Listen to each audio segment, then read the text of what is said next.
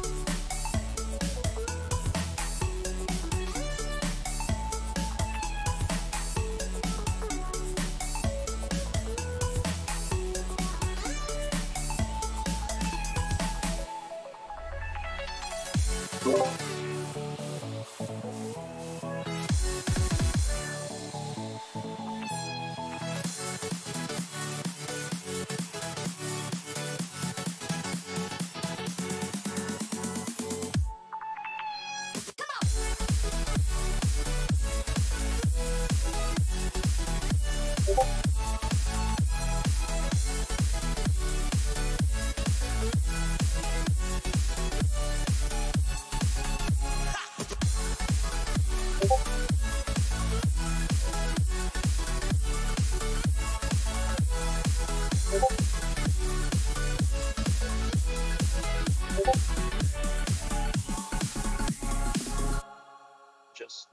turn it off and back on, or what?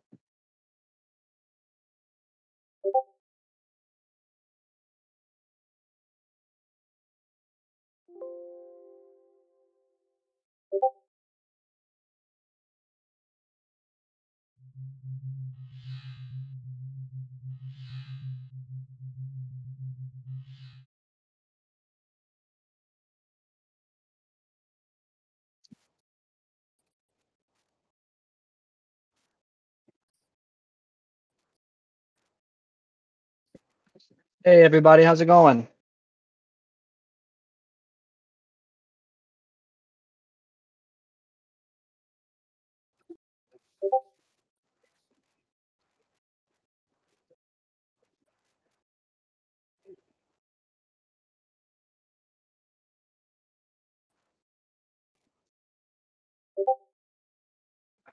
Sir. Yes, sir, we do. There we go. So, fixed bunch of our technical difficulties. It's going to be Dragon Hunters versus Korean Hot Dogs. Once again, getting this started ASAP. Sorry for the delay in starting the stream. Trying to get the other caster's webcam back up, but we could not do it in Your time. mic is off. I fixed that just now. You know, I fixed that. Okay. There we go. Sorry. Yeah, no. Everybody was spamming me saying, hey, his mic's off. No, we're all good. Hey, one of us doesn't have video and continue on. I didn't have audio. Oh, so while we wait for those teams to get ready and invite us to the game, let's just talk about what we've got going on here. Now, today we did have a Valorant patch. I can go through some of those notes, thinking about what the teams are going to have to do as we look into this new game. First of all, Sage did get a nerf, kind of important, kind of big. Her slow is down 2 seconds and went from 65% to 50%. Cypher lost the slow on his cage and got a higher cooldown on his spy cam. There's a bunch of other stuff in those patch notes. We'll go through them in our intermissions and as time goes on, but those are the two big ones. Those characters did get nerfed a little bit, so maybe we'll see how those teams change. As for the teams that are playing today, we have, I believe, 11 or 10 of them. Here we go. So we have one of the matches, BGS versus Hope. Another match is going to be Kevin's and Friends versus Rebos. We have Team Nitro versus S5.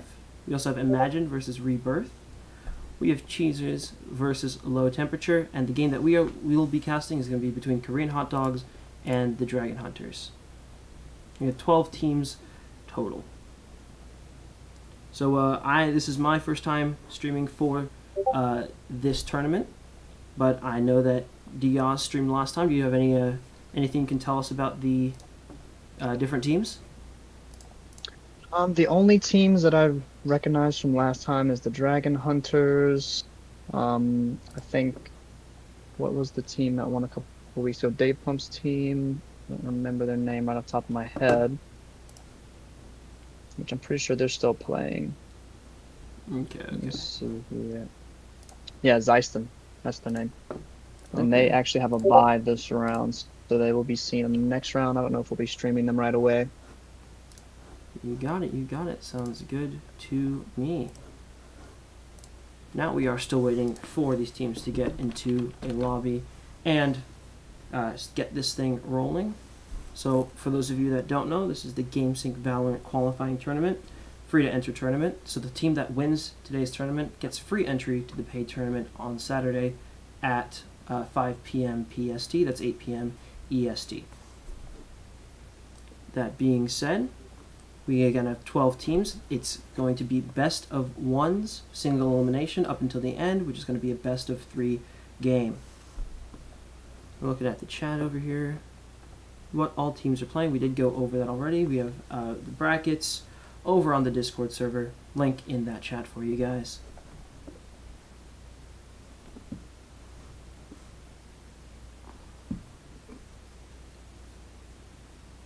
Other than that, we We have nothing to do except for wait and maybe talk about some of the stuff that's going. So Diaz, you've been playing Valorant a lot? I have actually. I've actually been grinding it quite a bit. I've been playing it since I think the second day of launch. I think I got my key. Oh, lucky. I think I Um, had to wait about a week for my key. It was quite a struggle. yeah, no, I was actually pretty lucky. So I've been playing it for a little bit. I have quite a bit of knowledge here to give to you guys today. I'm gonna be doing a lot of the analyzing, talking about what they're gonna buy, why they bought certain guns, their strategies. Kind of try to dissect team strategies and see what's going on, why they're doing certain things, and everything like that for you guys today. Awesome. I'll be on the other side. I'll give some general game knowledge, stuff like nerfs, buffs, changes to the game recently. I'll also do some play-by-play stuff about what the teams are doing in the moment to give you guys the fullest casting picture. That being said, I personally, you heard me, I got my Steam, key from the streams about a week after launch. Been playing since then. Really love Viper, though in my opinion, she's not that strong.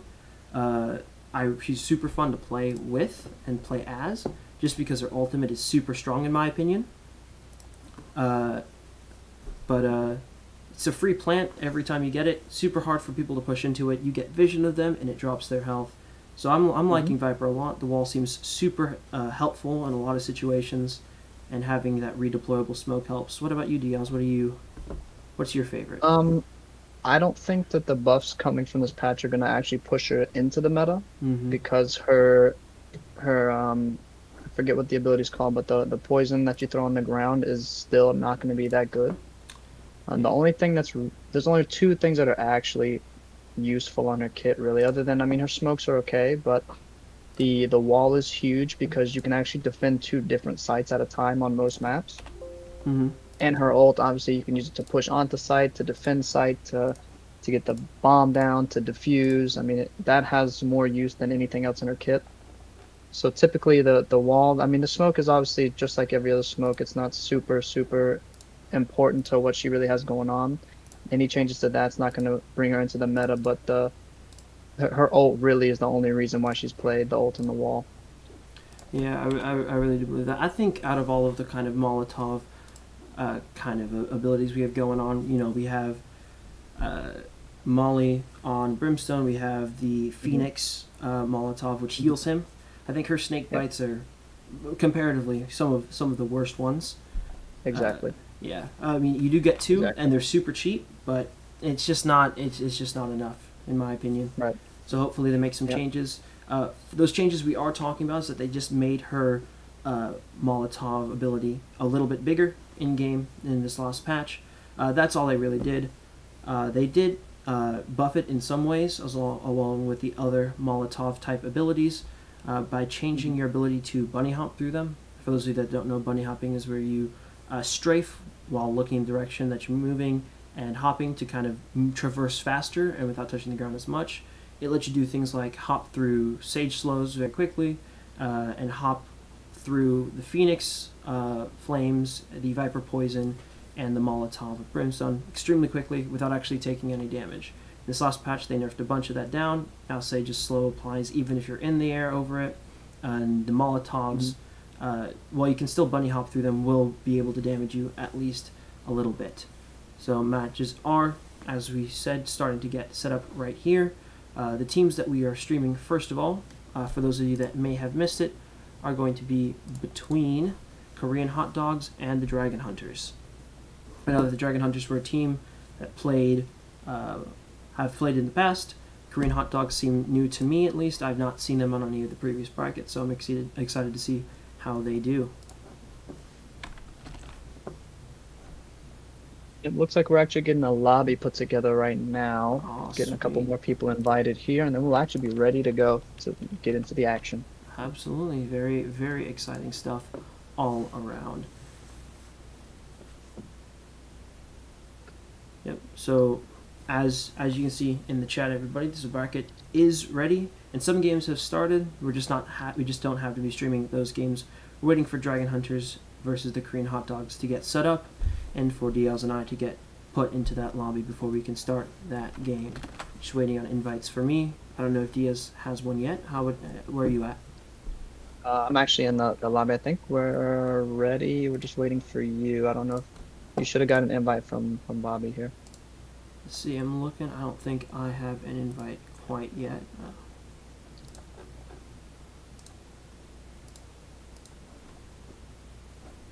No, I'm still waiting on mine to get this party started.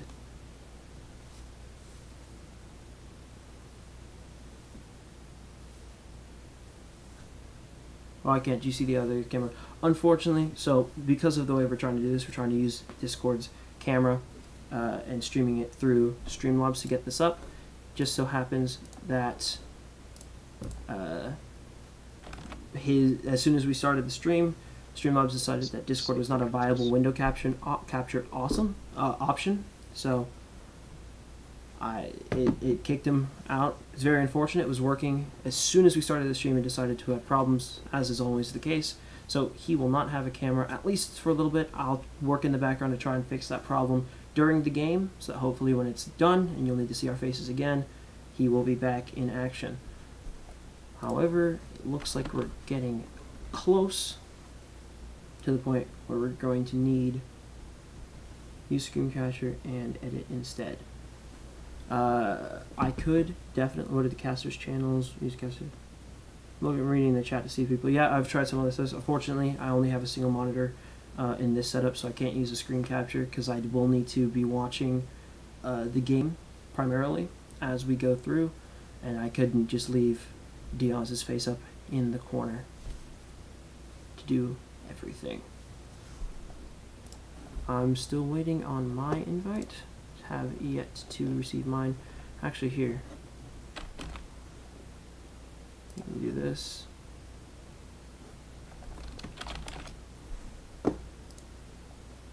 Yeah.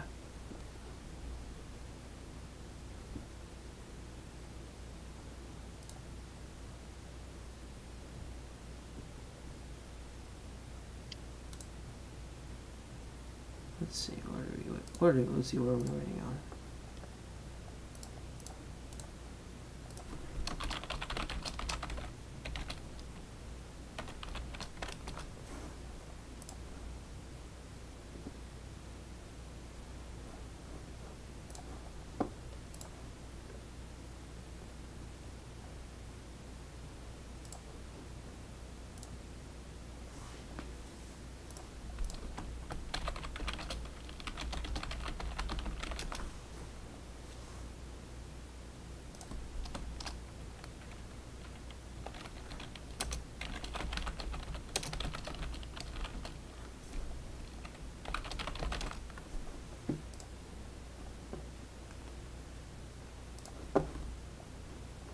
Go, Diaz. Do you have my right ID?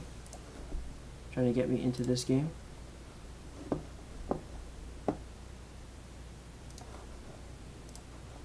Yeah, I just tossed you the invite, so you should have it. Let's see, let's see, let's see, let's see.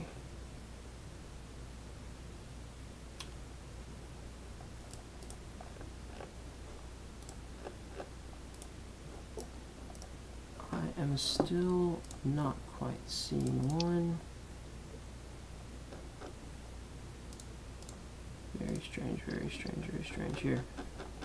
If you want to send me yours through the Discord, I want to see if we can rip me through that way. Yeah, give me 1 sec.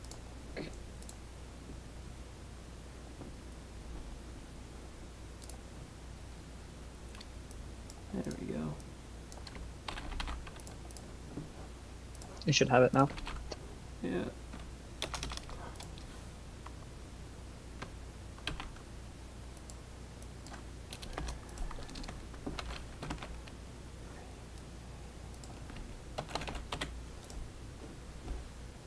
There we go. Ah. It was number 0. Yes. Gotcha. God. Okay. Yes. That's There what we it go. was. Yes. It looks like we had some problems insofar as getting the actual correct right ID number over. So if you want to send me that invite, I can be right in there. Oh, I just request to join. There we go. And There we go. I am in as. All right. Awesome. Looks good to me. I think everybody's ready, so we're actually just going to get right into it. Awesome, yep. So, everybody, looks like we are about ready to get this thing moving. Let me go ahead and hide all of the other stuff. So we have everyone in here. Do you know which team is on which side to start?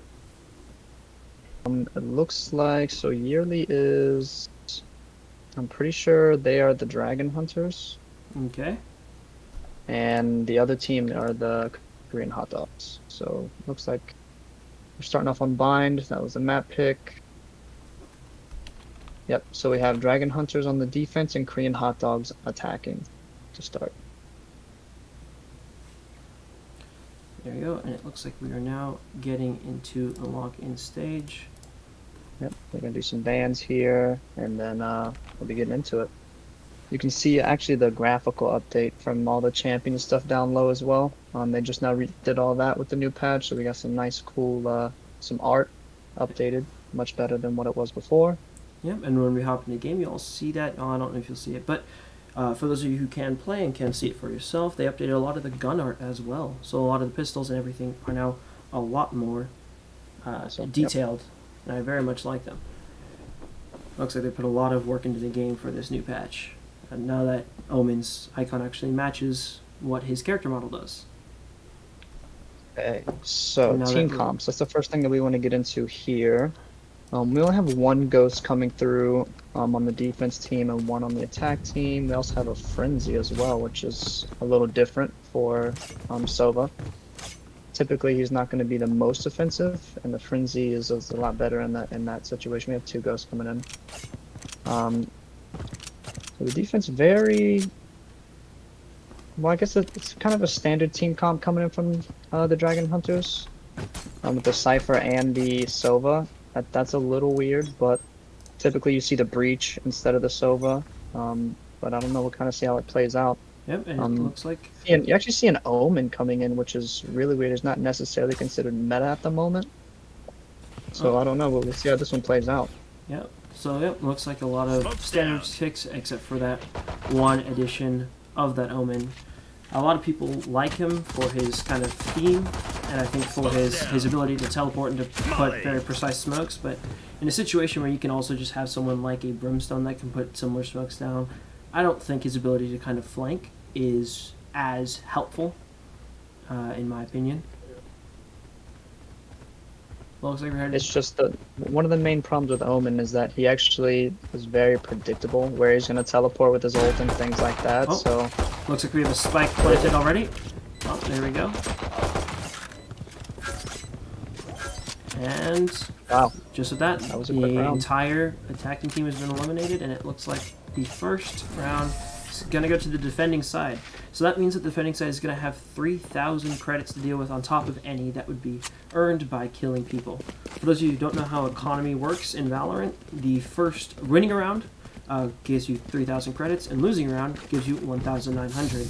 Every time you lose consecutively, it'll give you 500 additional credits, capping out at 1,000 additional credits max. So the max that you can get from losing 3 rounds in a row is going to be 2,900, and then you're going to get 3,000 for winning a round no matter what.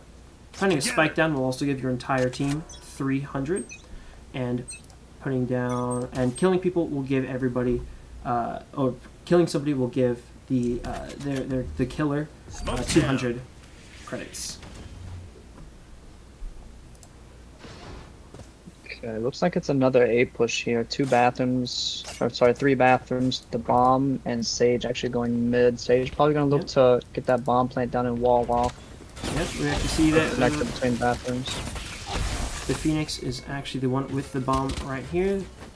They've walled off that corridor in mid. And you see the attacking time might be trying to rotate around to the B side of Bind. I will say that Bind lets you do a lot of these plays super easily with the teleporters from B to A and from A to B. So teams can really move around a lot more than they can on some of the other maps. And it looks like we're moving around. We got the Phoenix. They're not aware of this rotation at all. No. We still have 3 people on A. There's still 2 people on B. If they want to commit right hard, it'd be 2 versus 5. Oh, but there's a flash. Cypher Cage goes up, and it's going to be really hard for them to push from hookah. Oh, there's an entry frag there. Sage goes down. Phoenix goes down. Oh, no. Looks like a bug on my end. Ow. And now it's 4 versus 1. Let's see what the Omen's up to. He might just try probably going to try to save, yeah. He might just save this round. He only has a ghost, but yeah, you know, those credits count for everything. Looks like we are now at 2-0 for the defending side.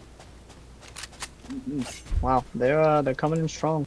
The rotate was on point. They knew just as soon as they had the information to go ahead and send 2 extra people, and the Silva kind of hung back a little bit just to make sure that nobody else could really like fake a rotate or anything like that, or if anybody was kind of hanging around, then he would try to catch him and feed that information to his team. Absolutely. Looking at the defending side, looks like they're setting up. We again have that same kind of 2 on B, 3 on A position we saw beforehand. I think, in my opinion, probably the best choice. B is, there are a lot of more angles you push from A than you can from B. See that same stage wall coming in, and the same recon drone to the teleporter to see if they're coming through hookah, and he does spot them. So now they do have that information. Looks like they they're did see setting bomb up here, so they'll be seeing the rotate.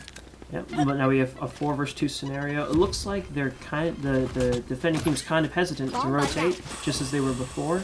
Still have 3 on A, but I think at this point, you should know the Sova saw what was going on. They should have known and had a better idea. I think they saw at least 2 of them. Oh, and that recon bolt gets destroyed. They still haven't rotated nearby just yet, which is a little concerning. Very concerning. They do pick up the entry frag here. Especially because now it looks like double kill for the Phoenix. Absolutely. And if we, oh, there we go. Wow. Looks like, oh, 1 goes down on the defending team, 2 go down on the defending team, but it's just the Omen. He's got a sliver of health left. He might try to save again. He doesn't have the bomb either. No, he has to go up to hookah to get it, and I don't know if he can. If he pushes out, he's just going to die. He's got 11 health. Yeah, you don't want to die with... No, you can't. He even bought a Vandal shot. That, oh, and there it goes. You hate to see it. That's 2,900 credits just wasted. I would have saved if I was him. Just 11 health. There's no way you'd take down the 3 people that were still alive. Yeah, no, it's a really tough situation for him to be in. Last week, Bobby Bass actually was one of the standout players. He kind of fragged out of his mind a little bit and really took charge of the last game. Unfortunately, he did get 3rd place. But he was definitely a standout player and somebody to watch for sure. Okay, so we'll keep that in mind and continue watching them as we go. But let's look at what the teams are trying to do for next round. If we look at the buys, we have rifles on all 5 members of the defending team, and it looks like the attacking team tried to go light, except for the Sova. Looks like there's the Sova, that's Red Soldier 1, actually bought a rifle, chose to not go for any armor, and something 0 credits. If they lose this round, he's got nothing. Exactly. Yeah, that's a little questionable from them. Their economy hasn't been pretty good. They lost 3 in a row. They need a save round in here pretty bad instead of forcing buys every round as well. Yeah, because remember, if you lose rounds in a row, one after the other, you're going to cap out at 2,900 if you don't kill anybody. And this team hasn't been getting a lot of kills recently, so you're going to look at about 2,900 credits, which is not enough to buy rifles and heavy armor. You need 3,900 to do that, not counting any sort of utility. And it looks like, once again, it's 2 versus 4, and I don't like the chances for this attacking team. Yeah, they picked a very offensive team comp, which is kind of questionable. They don't have any smokes. They don't really have any way. I mean, they do have Omen smoke, which is okay, but they don't have ways to actually get onto these sites. They can smoke off 2 places, and then that's it. And then once those smokes run out, they have nothing.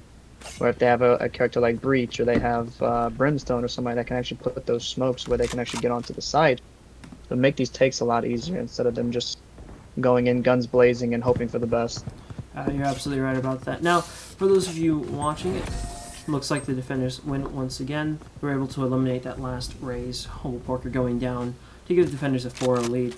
Now, for some of you spectators who are maybe more observant than others, you may notice that there happens to be a unique visual bug in the observer mode, at least on my end. Whenever a player dies, their icon becomes phoenixes, which is an interesting kind of result of this new patch. I know this wasn't happening last time, but it looks like this time every person that dies becomes a phoenix logo. So watch that in the top scoreline if you want to see what I'm talking about. Oh, this is a nice spot. Watching the setup, you see why Cypher's so strong. He threw out that chip line into Hookah, missed the wall, and was able to just pick it back up and try once more. And they've gone ahead and already eliminated Milk Tea. He is sitting at 1 and 5. But it looks like the attacking team is able to turn that back around, kill the actual real Phoenix, Hambone XX, who was 9 and 2. But it looks like Milk Tea is now revived. For the first time in a long time, the defending team, or the attacking team, actually has a man advantage over the defending one. It's 5-3 right now, and they're trying to force their way through the Cypher because they know he's got only a sliver of health left. Wow. Wow. What a save round, actually. Yep. Yeah, if we want to go ahead and look. Yep, looks like 2 out of 2 people full bot. Everyone else looks to have gotten a Spectre instead. But this is just what the attackers need, and that puts them on the board. Yeah, with their very offensive team comp, they need to get onto these sites and try to defend from there, since they don't really have a way to kind of slow push, or like I said earlier, smokes to really get onto these sites. They need to force it, get onto these sites as quick as they can, and then defend from there. Otherwise, if they take too much time, then they're going to let everybody get a chance to set up Sova, recon arrows and drones with the... they're just going to get smoked off in other locations from the Brimstone and walled off from the Sage. They need to get onto these sites and start fragging. Oh, you're absolutely right. So it looks like, let's watch them as they try to make that move. We see a Sova dart. No one tried to shoot it before it landed, so he's going to reveal pretty much all of the attacking team. They know that they're going to hard push A right now.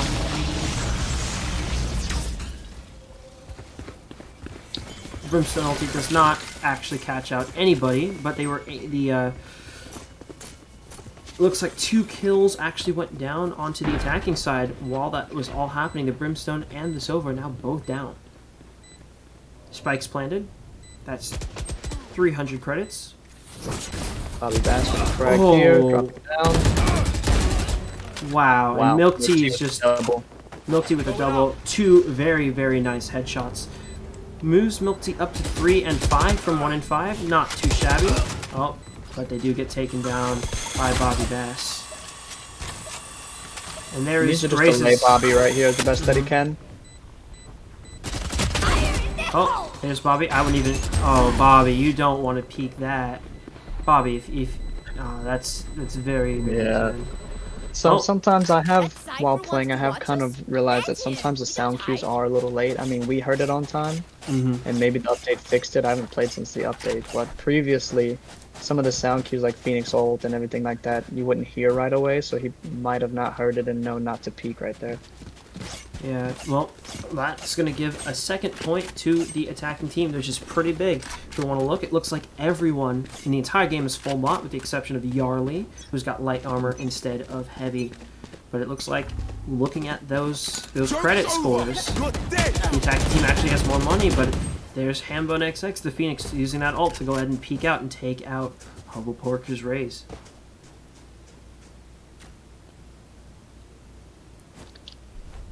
And we see the teams getting up. Let's go look at Sage carrying the spike right there. Just stuck in mid in a Sage slow.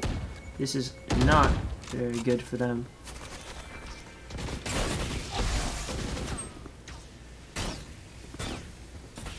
It's like just small skirmishes going on, not anything too crazy. So far we still have an Omen ult and a Phoenix ult.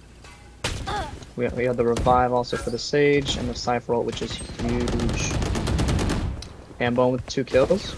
Oh, Hambone absolutely running this game. 12 and 3. That's 3. Oh wow. What a... I wanted to see that. I wanted to see the ace. It was so close. Well, we'll look at the Omen. Swapping over to Gamer Addict's Omen. The only player left on the attacking... Oh no, there's 2 people left. It is a 2v1. It's very 2v1. Very doable. Looks like he did have the blind in that situation as well. He had his utility and he opted to not try to blind the Cypher or anything like that, which is a little weird. I think in that especially case, in a case like that. You know, it's a 2v1. You're in the 1v2s and the 1v3 situations, you really need to get your utility out. It's going to help you so much. Yep.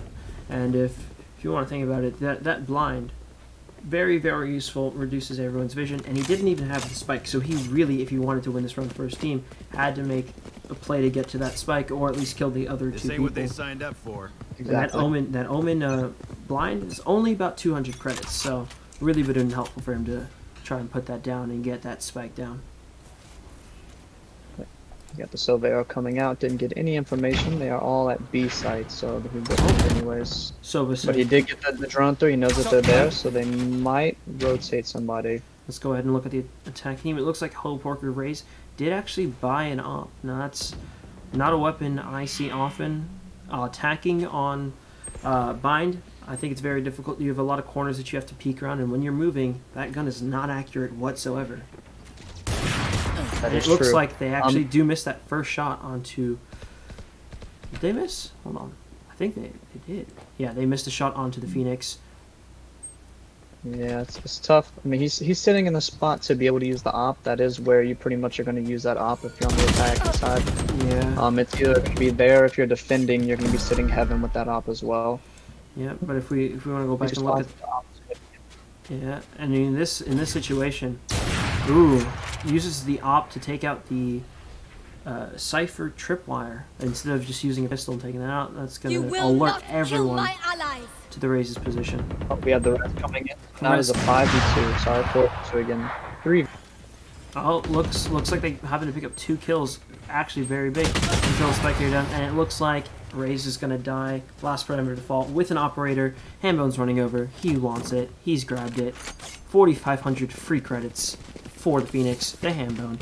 Currently 17-5. We actually have Green Room Tuck coming in with a gifted sub. That is the first one of the night. TTV Imbricated actually got the sub. Congratulations, man. Thank you very much for those. Maybe first sub, hopefully not the last. Yes, this should do. Oh, there you go, Cypher. Putting down the hookah tripwire. I would not be surprised to see him throw one down. Be long. Oh, there's the camera. He's going to be able to look out onto the fountain. But it doesn't. It looks like the attacking team is not interested whatsoever. They're really trying to force this mid.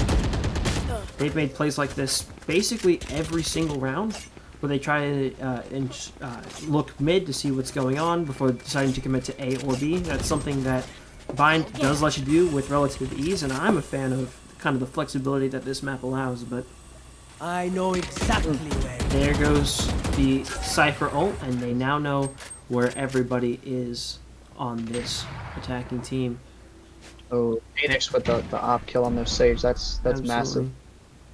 Absolutely massive. He's now watching Hookah. We're looking at everyone else. We have the Milk Tea on the attacking team. Does not look like he wants to try to do anything. Actually, they're all rotating towards A, hoping to get there before the defending team can. Make it a 3v1 instead of a 3v3. Especially because, you know, Handbone, I would say one of the best players in the game right now, at least the one performing the best, is not there yet. Yeah, he is playing out of his mind. He's absolutely insane, but it looks like Milk Tea on the Phoenix is going to plant down that spike in a position that is pretty easy to defend for the team right now. It's not going to be super easy for the other Phoenix Handbone to get in a position to snipe him out. You can defend it without even having to peek that window. But Milk Tea turns around, Ambitious on the Cypher is able to see him, and that's going to take out all 5 members of the attacking team.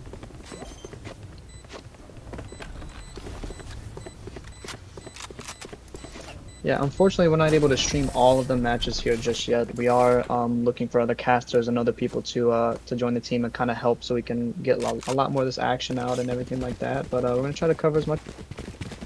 Yeah, try to cover as much. If the team that you're looking to see doesn't pop up, well then come back next Saturday and they might...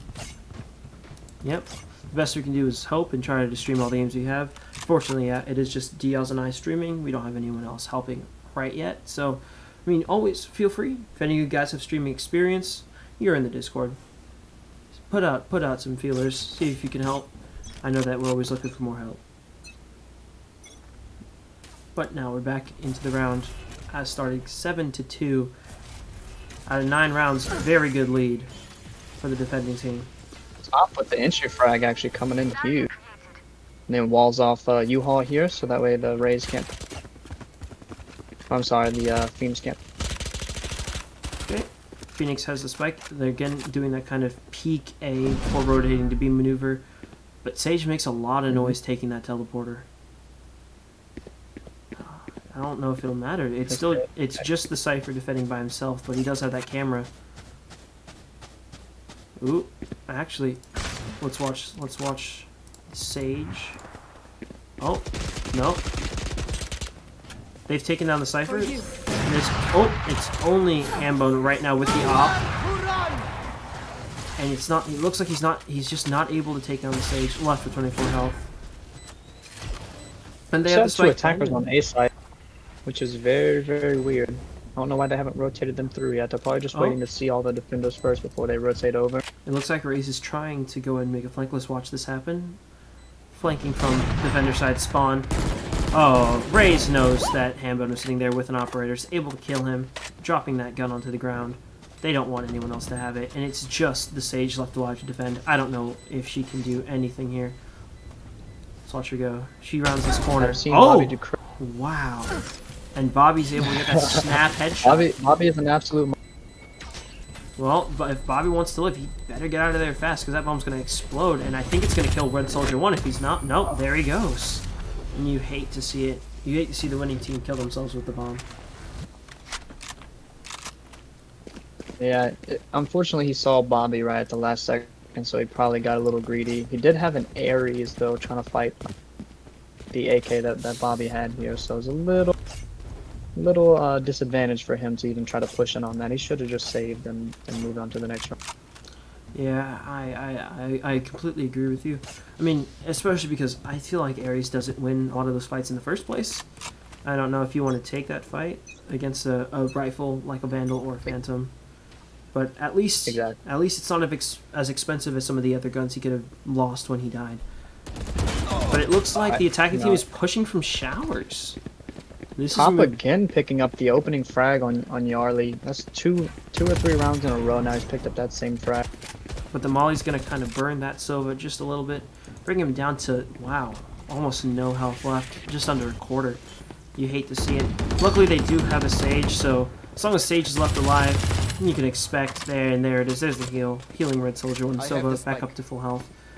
It's still a 5v4. They really want to commit to this push from showers using that Phoenix ult coming in.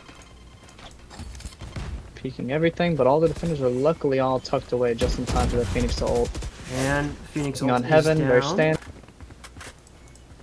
They need to get this bomb. They need to get this bomb. Red Soldier 1 has it. That is a safe plant. Well, that is smoke, but you can see it. It's currently a 4v2. Phoenix the Molotov. Oh. There goes Gamer Addict's Omen. Ooh. Oh, now they know that there's an op on the... But it's okay. Oh, now it's a 2 versus 2. I don't know if you want to walk up there. Oh, there's the operator. Hambone going out. Can he get the fourth? Careful now. He's got full health. Absolutely going ham out here with the... Hambone going ham. I like just this. The Raze left. Forced to defuse. And he's able to get it. Oh, good. And he's got time. So if you don't know, when those the bomb, the spike explodes in 45 seconds, I believe it beeps for about beeps one time every cycle for the first 25 or so seconds, and then until 35 seconds it starts beeping twice.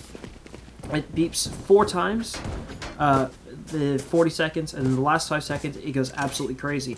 Now, defusing the bomb takes 7 seconds, so if you want to actually defuse it, you have to start doing it before you hear that last round of super beeps. So if you can start that defusal right after those 4 beeps stop, just like Hambone did, you can actually get that spike defused in that amount of time. And now Hambone's going to just watch B long with an op. We actually see Omen maybe thinking about moving that direction. Let's watch Gamer Addict. Nowhere to run. Oh man. the timing. kind of hanging back half by here. And the Sova ult kind of delaying them. Oh, and it looks like Wow. Hambone is able to just destroy Hobo Parker. Okay, let's see if we can get eyes on Spike.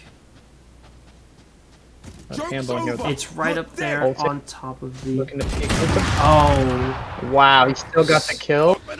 wow. Jumped up with an op, super inaccurate. He's able to stop just in time to return that accuracy to normal to get a snap headshot. Onto the teleporter. He's still I mean, the only thing that can be said is at least Milk Tea was able to get the spike. So if they're able to clutch this, it is 1 versus 4. Very, very difficult. But if they can pull this off, 1 versus 2, right around that corner, only has a Spectre to work with, and just gets taken down. Right, kid, shooting him down with the Phantom. Last round, actually nope, and it looks like we have swapped. 3-9 at the end of that half. It's going to take it to the first 12 rounds. So now we've swapped sides. So I really want to see how this offensive team coming from the Korean hot dogs here, how well they're actually going to be able to defend a lot of these. Yep. So now and same thing coming from the Dragon Hunters, how they had a really defensive team with the Sova and the Cypher. How are they actually going to be able to push onto these sites and actually use Cypher's kit to its full. Yep, so it looks like we got Hobo Porker and the rest of the Korean hot dogs now on defense. And Dragon Hunters on attack with only 3 points. Not what you like to see. Looks like the Phoenix immediately going to throw down the Molotov. Wow, and Hobo Porker is able to use a shorty to take out the Phoenix. So I personally love the shorty on a couple of agents. The shorty is really good on Raze, and it's also really good on Jet. You probably won't see a whole lot of Jet here, even with the slight buff to her. But the shorty, I think, is a really, really good gun, especially on a map like Vine, where there's a lot of small angles and things like that. So that's a super good pickup for Hobo Porker here, and a really good pickup in the beginning of the game. Yeah, especially when you talk about the first round, it's super cheap. If you just get a shorty, you save, and you're able to get a few kills, you can actually buy full armor and a rifle in the first round with just a couple of kills if you save that money on the shorty. But it looks like the attacking team is going to start that plant, and they're going to get it down. Retreating just a little bit. They know that they have the numbers advantage. It is 4 versus 3 right now. Oh, super unfortunate timing. Oh, here we'll take one down again. Now it's just a 4 versus 2. Not easy for this defending team of the Dragon Hunters. Found them. Yeah, not looking good for the race here to go on 1v4. Oh. She is still going to try to fight it though, which is so. Hobo Porker going down. Now it's 3-10. We're quickly approaching the end of the game if it keeps up like this. 3 more wins. Dude, it looks like Hobo Porker and the rest of the Korean hot dogs are going to win. Right? Yeah, it's definitely looking pretty good for them. That's.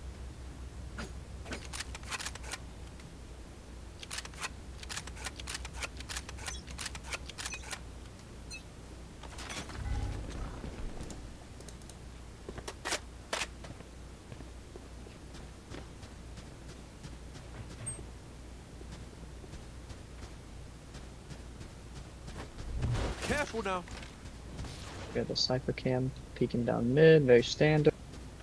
We actually have the Phoenix getting really aggressive here on Hookah, but he's not going to find anybody. Sage is actually walked all the way around B long, trying to on the backside here. Oh, I don't know if she noticed the before. Looks like the team's actually opted to drop the spike and circle back for it. I'm just going to pick it up. Now, forgive me, I may have misspoken earlier. I believe I did. I was actually misled by another kind of visual bug, and I bet the spectators will be too, so let me explain what's going on here. I said that Hambone and the... Hobo Parker and the Korean hot dogs were in the lead. It actually are not. It is 3-10 in favor of the Dragon Hunters, but if you actually look on the scoreboard, when the teams switch sides, the score numbers do not. So, the it's actually the well, they switched on my screen. Oh, that's weird for you, actually. Yeah, for mine, they did not. That's very, very strange. So, for you spectators looking up there, just mentally swap the score numbers for the two teams, and those are correct. It should actually be Hambone and the rest of the Dragon Hunters in the lead.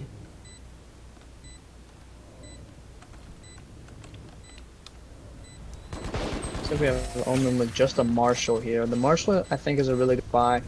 More so on the defensive side, which he is, but it's not going to do him a whole lot of good in a 1v4 situation like that. But it's a really good weapon. It's only 1100. I prefer to use it most of the time over the op and things like that. The fire rate is off.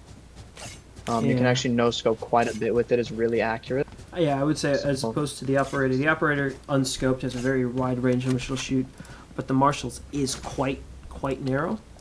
So if you have to take a look, yeah, it's almost perfectly accurate, and it is a one-shot headshot early in the game.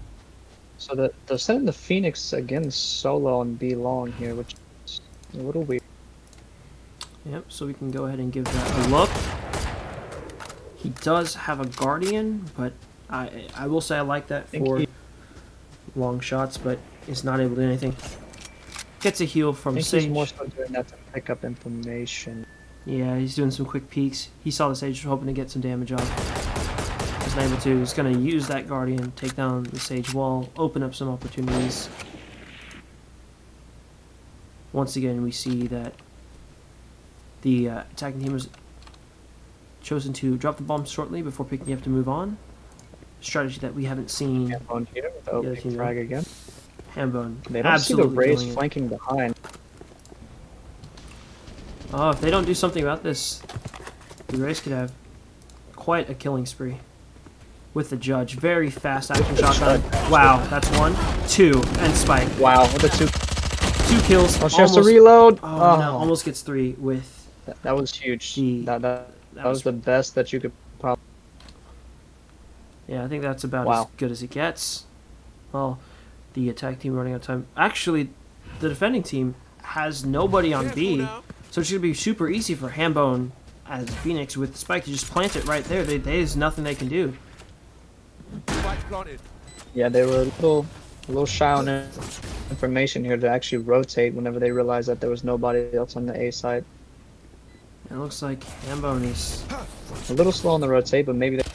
Oh.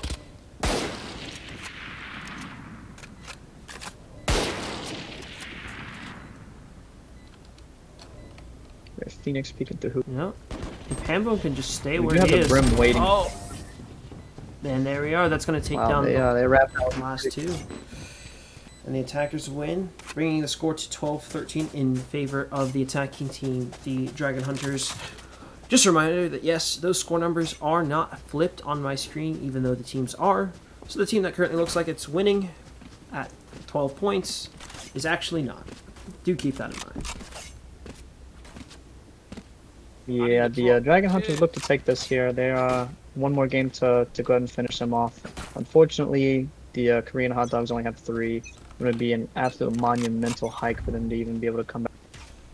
So they look to close up. Okay. And you can see Hambone right there on the Phoenix.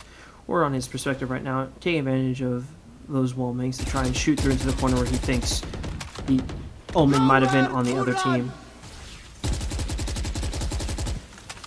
Now, the walls that you can shoot through are pretty apparent. Every time you try and shoot through a wall, it will have a hole in it if the bullet goes through. If not, you'll just get some spider cracks. So that's how you can test to see what you're doing. But it looks like Hambone, once again, on a rampage, getting healed up by the Sage before continuing. It is now 3 versus 4 in favor of Korean Hot Dogs. And Hambone just gets gunned down behind the wall before he can get through. 3-2. It was in a 2v3 situation. They're not rotating their players up through mid to A. Revealing area. Oh, no. It looks like Sage is going to get caught out. And they are able to take down the Sage. They do pick up absolutely massive for the team. Able to kind of stem some of the bleeding, get you 3,000 credits to spend, dropping the other team to only being able to spend 1,900, which is especially damaging. Now keep in mind that patch today also reduced your cap from 12,000 credits maximum. It's just about 9,000. 3,000 less. Pretty big, in my opinion. It means that you can't save for late game and just full buy the last few rounds as much as you could in the past. If you were just absolutely just curb stomping the other team. Now let's watch the attacking team. They elected to put the spike onto... Looks like we see a full B push coming in. And since the Sova's making... He actually picked up a kill here on Bathrooms. They probably won't rotate anybody, which they really need to. Well, we since see he did make some noise, they're probably not going to rotate Raze right is on the box right there, and they see her. They're able to take her down. And on the right side... Oh! This might be it. This might be it. They're looking to just seal. Rez is put it at 5-2, and I don't see how the Korean Hot Dogs can win this game. You just heard both of them come through the teleporter. And it looks like Yarley's going to be right on top. Oh, the Brimstone ultimate. 1-5. Forcing him out. And there it is. 13-4. Dragon Hunters are going to take down the Korean Hot Dogs. I think largely at the hands of Hambone. Just absolutely destroying it. He's definitely huge for his team there. We can look at the scoreboard for a little bit before we move on. It's 488 combat score, almost double top, the second person, the Sage on Korean Hot Dogs. Went 31-9. That's huge. That's really huge, and I'm going to be looking That's absolutely massive. at this player later on in the tournament. I mean, if you look at the rest of the team, they did equally well. You see that we have 16-7, 13-8, 10-8, 6-10. Only one player going negative, that is the Sova. But right. I think this is one of those situations where you have to kind of shut down Hambone if you're trying to face this team. Yeah, I think a lot of this really came down to their team composition as well. I think they picked a lot of niche picks all in one team, like the Omen, Raze, and Cypher. They didn't really play a whole lot to, I guess, sort of the meta or the standard of you have to have the Breach, you have to have the Brimstone, everything like that, whereas they just kind of picked really, really offensive with Omen, Raze, and Phoenix, whereas you typically pick Phoenix or Raze, and then you make sure you have the Sage, you have the Cypher, you have the Breach, and you have the Brimstone. Yeah. In the last tournament that we played last Saturday, that was 90% of the teams that were played. Mm-hmm. So I think that if they could somehow switch their team up, get a couple more agents in there that actually have some utility that they could use to get onto these sites or even defend these sites to kind of cover all bases, they would have won quite a few more maps there, and they wouldn't have enabled Hambone here to just really just take off and be able to get 30 kills in a game. Absolutely. They might have actually been able to shut him down. Yeah, I mean, if you're looking, you see that vision is everything in this game, where you have a lot of tight corners, especially in a map like Bind. So you have a Cypher and a Sova. You know almost where everyone is. You have those vision arrows for attacking and defending. You have tripwires from the Cypher as well as his camera, and utilizing that ultimate just to let Hambone run in with his Phoenix ultimate and just mow down a bunch of people is insane.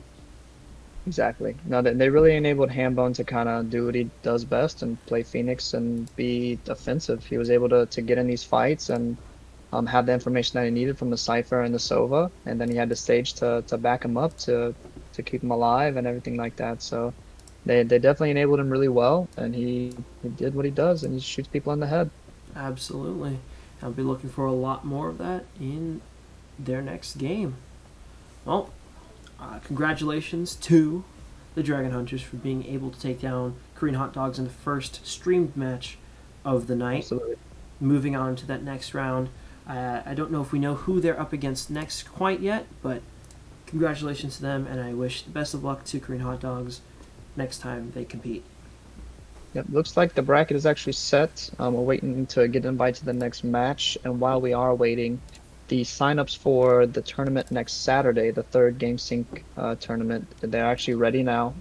It is $10 a person or $50 a team. So we have 12 or 13 teams actually today. So go ahead and get your teams registered. Get ready for Saturday. You have plenty of time to practice. Watch a lot of the games that are going on today. See some of the strategies, some of the team comps. I'm going to be going over a lot more of why they're buying certain items and why they're picking certain heroes on certain maps and some of the cheeky things that you can do with Sage or Raze or something like that. We just saw a lot of players just now just knowing what to do with their characters and doing it just perfectly. A Phoenix who, I don't know, I've seen a lot of Phoenixes who don't do much. They flash their own teammates. They don't use their wall well at all. And they are very hesitant to also just use their Molotov either to heal themselves or to try and force them out of positions. And we just saw Hamba using the entire character's kit to Exactly. just... Exactly. Man, I'm really excited to see how the rest of these games shake out and to see who ends up, taking home the win at the end of the night. Okay, with that being said, I may have found a brief workaround to the problem, so let me go ahead and switch this over, and look at that, now you are live, Diaz. For the meantime, for this part at least, the people can finally see your face. Now what I've done is I've actually taken the Streamlabs tab and moved it to the left side, and Discord and moved it to the right, and then a full screen capture and just cropped your face. So that's kind of our solution for the time being. If it works, it works. Everybody. Yes. Welcome. Welcome. Don't forget to join the Discord as well, and register for the tournament. There's a lot of information that's posted there. If you have any questions, anything at all, exclamation point Discord in the chat, and it'll give you a link. Hop in there. There's a tons of things that we have going on in there. You can pick your game. We do streams. There's tons of channels that you could use for any teams. Ask any questions. If you see me in there, you can shoot me a message and ask any questions that you have. Again, the tournament is going to be next Saturday. Get your teams registered. If you're looking for a team, you can hop in the Discord as well and find that. It is $10 a person and $50 a team. And I hope to see you there.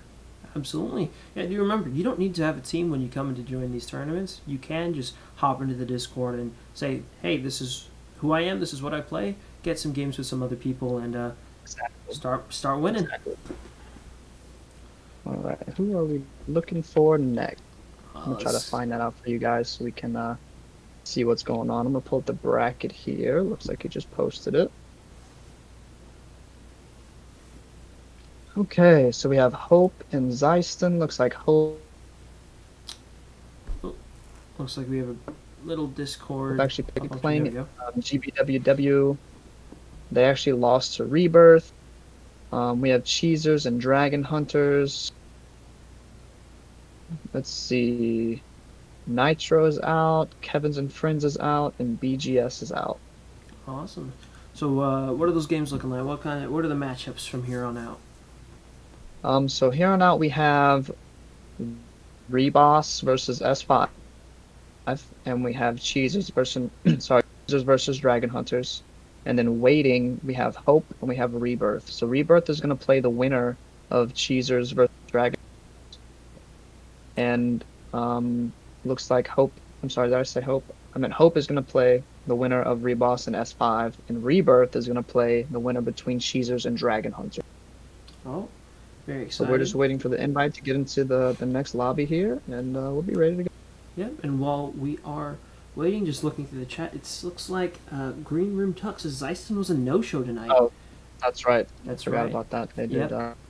Right before the tournament started, we went underway at about 9 o'clock PST, which is 9 o'clock EST, 6 o'clock PST. In the Discord, Diaz and I did see, looks like Zeiston tried to leave, but maybe it was too late, so they just had to go ahead and forfeit, which is very unfortunate for their team. Fortunate for the team that they would have been against, in my opinion. And does look like Discord.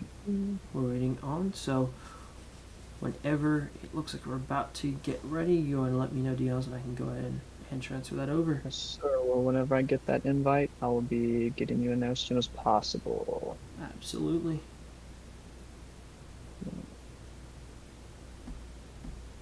Let me see.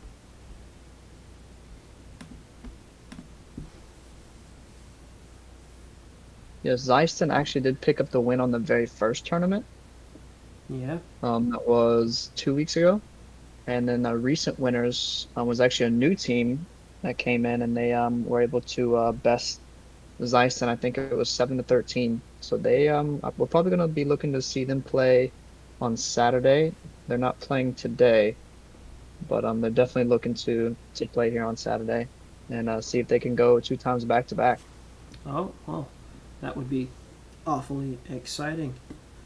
So as we get ready to wait, we can talk a little bit more about just the game in general. I'm very much enjoying it. I myself did not play a lot of CSGO. I'm coming from League of Legends, just another Riot game, but very different, MOBA instead of FPS, but making the transition has been a lot of fun, in my opinion. There's some similar ideas, having this idea of team compositions, having these different roles that people have to fill, unlike CSGO. Okay, actually, sorry to interrupt you, but we are getting into the Cheeser and Dragon Hunters game. That will be the next one that we're going to be invited to here. He actually just gave me his tag. I'm going to give him my ad, and then we're going to get this game started.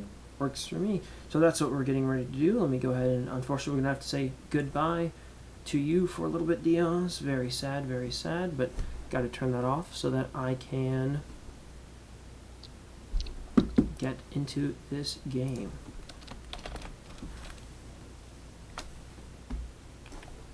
In the meantime, it looks like we are trying to...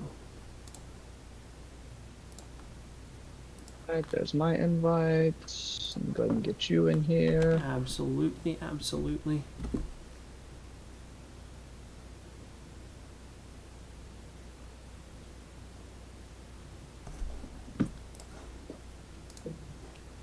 There we are, and it looks like we are now getting ready to get into... It looks like we have a Haven map pick here, so... Haven map pick. Well, it's one of those maps with 3 sites. Going to be interesting to see how teams kind of work around this. This is probably the most balanced map that we have right now, actually. I would agree. Whereas the other maps are a little more defender-sided. Whereas Haven, I think, is the most even. It has the most that you can do, the most outplay potential, the most... I mean, there's just so much on this map that there's just so much room for anything, any strategy, anything that could possibly happen is going to happen on this map here. Yeah, I definitely agree with that. I think that a lot of the maps, just the longs are, of course, meant to be defender-sided because they can set up for those positions, but there are a lot of short avenues for the attacking team to kind of get into. It's going to be super easy for them if they can get a bunch of people in there to be able to kind of force down and overwhelm the other teams. I think I'd be looking for Sovas on either team. Very strong on this map. There's a lot of walls to bounce things off into, I would say, especially given that. But it looks like we're getting ready to hop to the game. Here we go. All right, just getting some picks and bans to come in through here. What I expect to see is definitely going to be Brimstone Breach. Definitely Phoenix. Sage is a given. Cypher is really good defending C long by himself. Sova, more than likely. I don't know if he'll be picked on both teams, but definitely one. Yeah. I don't know if we'll see Raze coming on this map. For sure we won't see Jet and Omen. I mean, we did see one last game, but I don't think we're going to see Omen in this game either. I don't think so either. I would definitely think, yeah, we're going to definitely see Sova and a Sage. They're almost staple picks if you're trying to win and be serious about competitive. They just offer so much utility. Exactly. Jet is super helpful on this map too. There's a lot of boxes for her to get up onto and a lot of ways for her to peek around corners. For those of you who don't know, if you want to peek A long, you can as Jet jump and updraft at the same time to get height to see if there's anyone peeking around those boxes and give you some more information. But it looks like we're getting ready to get into the game.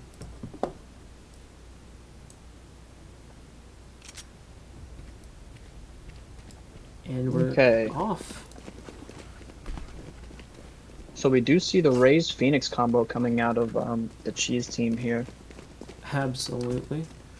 So, and just like I thought, that I mean the Sova did come in instead of the Cypher, which is fine. They both offer very similar information. We do have the Breach coming in, Brimstone, and then Raze as their entry fragger. So pretty standard comp coming from the Dragon Hunters here. The only thing that's a little weird is them having 2 entry frags coming in on the Cheeser side. So we'll see how this pans out. So far, 3 ghosts coming in, all pretty standard. Yep. So we'll see. Looks like we have Sage going mid here. Probably looking to wall this off as soon as possible, as soon as she sees somebody, and then rotate.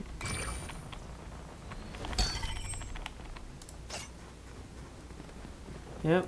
And we're off. It looks like they're already able to take down Hambone. Absolutely wild. Actually, we see Hambone now on the Raze instead of the Phoenix. And it might be hurting him a little bit. 2v2 situation here. Able to get one for Ghost. 1v1. 1v1 situation. Raze versus Sova. I actually say this is kind of even. That's actually with a 3k there. Wow. That's huge. It's going to be a lot of credits to use in the next round. Has to be super careful. Knows that he is now long. I like that. Gonna get cut up dart by got him 100%. Wow. Very scary for this Raze. Raze can't even try and defuse that, because if that Sova even heard the beginning of a defusal, she would get shot in the back of the head. Yeah, typically you see a fake there to try to bait him out of the cubby. I guess it's also kind of another mind game to just kind of push him out because he's waiting for that fake. Yeah. But it looks like he just didn't hit his shots there. That's very, very unfortunate. But that's going to, once again, give the lead over to Hambone, Yarley, Rick Kidd, Bucius, Bobby Bass, everyone on the Dragon Hunters. We'll see who the Cheesers are. Go with this. We have Desreer, 3-1, pretty big. And it looks like, looking at what they've bought, Desreer is going to only have the shorty. We got some shots going down over at A.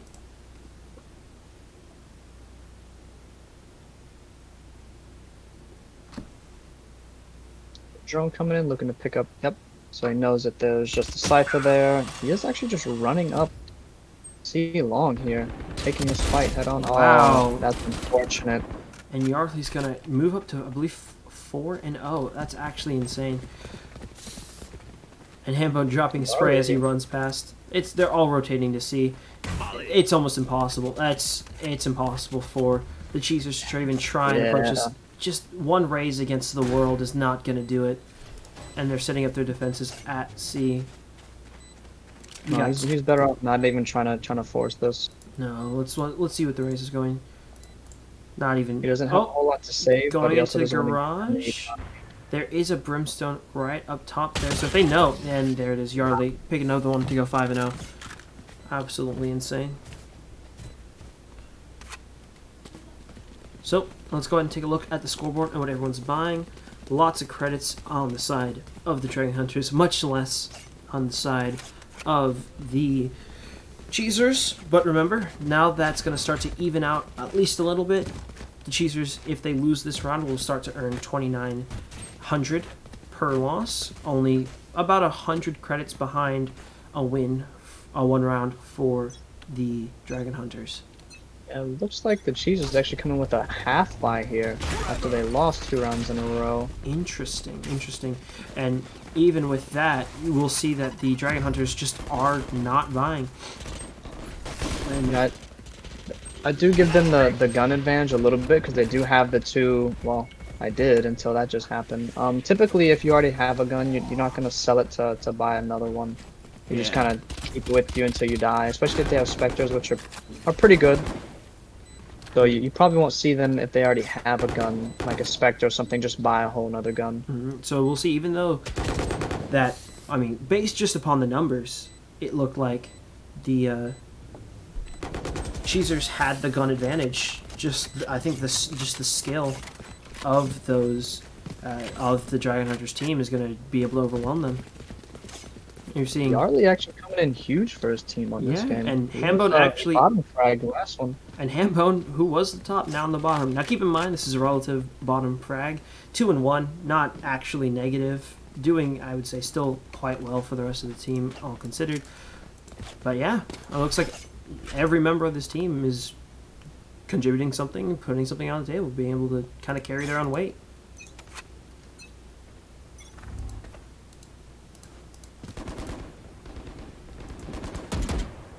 Okay, we see Yarley trying to, once again, on that 1v1 situation on C with the Cypher. But it looks like Sage wants to try and make something happen at A with the spike. Brimstone following up. Moving very slowly. It looks like Desrear is going to be able to get one off of the Dragon Hunters.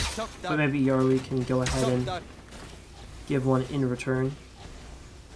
Able to hit the Omen, taking him down. Wow. Wow. It's Picked up 3 kills in like 1 second. absolutely insane. Super quick. We have the solo Sova here defending on 3 people that are, 2 people that are pushing into the site. He does pick up 1. Oh, he didn't see the Brimstone behind him. Very unfortunate, very unfortunate. It is 2 versus 1. Wow. Oh, wow. Okay. 10 health against a half health Sage. Let's see, let's watch, oh, it's not going to matter. Sage just won't enough me able to put that. Oh, yep. Planting, looking around to where this Brimstone could possibly be. You see, we see Brimstone trying to think. You know, see the wall, just gonna break it down. Okay.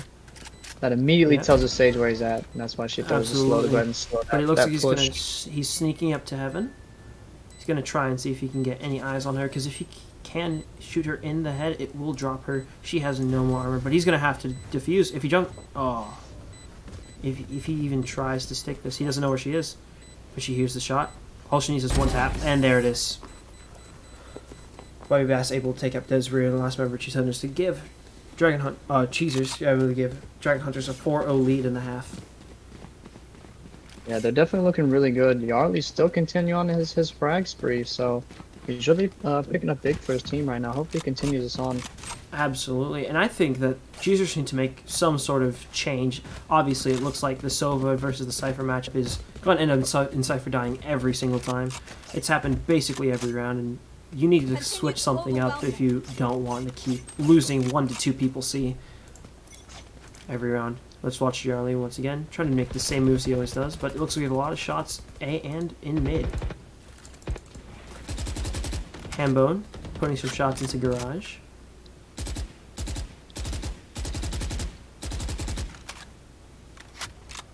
Has to be careful. Only got about 2 clips left of bullets. Spike dropped. But it looks like they're transferring Spike over to the Sage, maybe?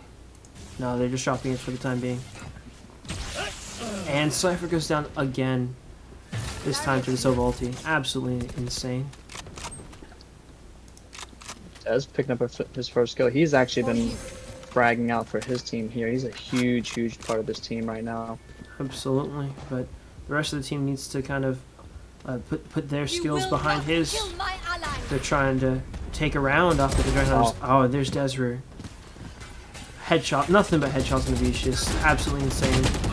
Gets gunned down. Oh, Yarley picks up Desrear here. The Sova arrow just showing him where he is, even through the spike.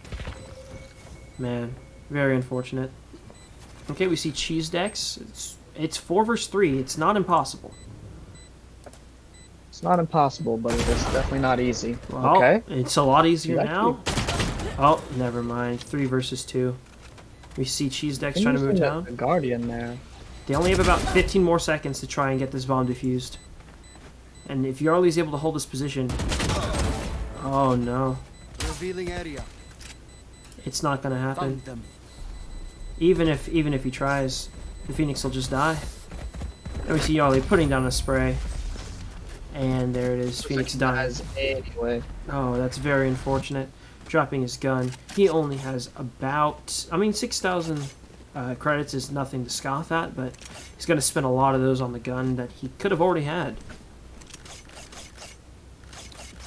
Okay, we watch full buys from the attacking Dragon Hunters. Cheesers looks like they're trying to buy. They're half of them are full buying.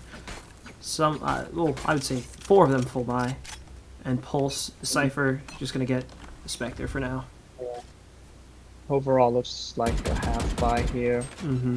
Revealing area. Oh, we actually have the Silver here with a little bit of a fail arrow.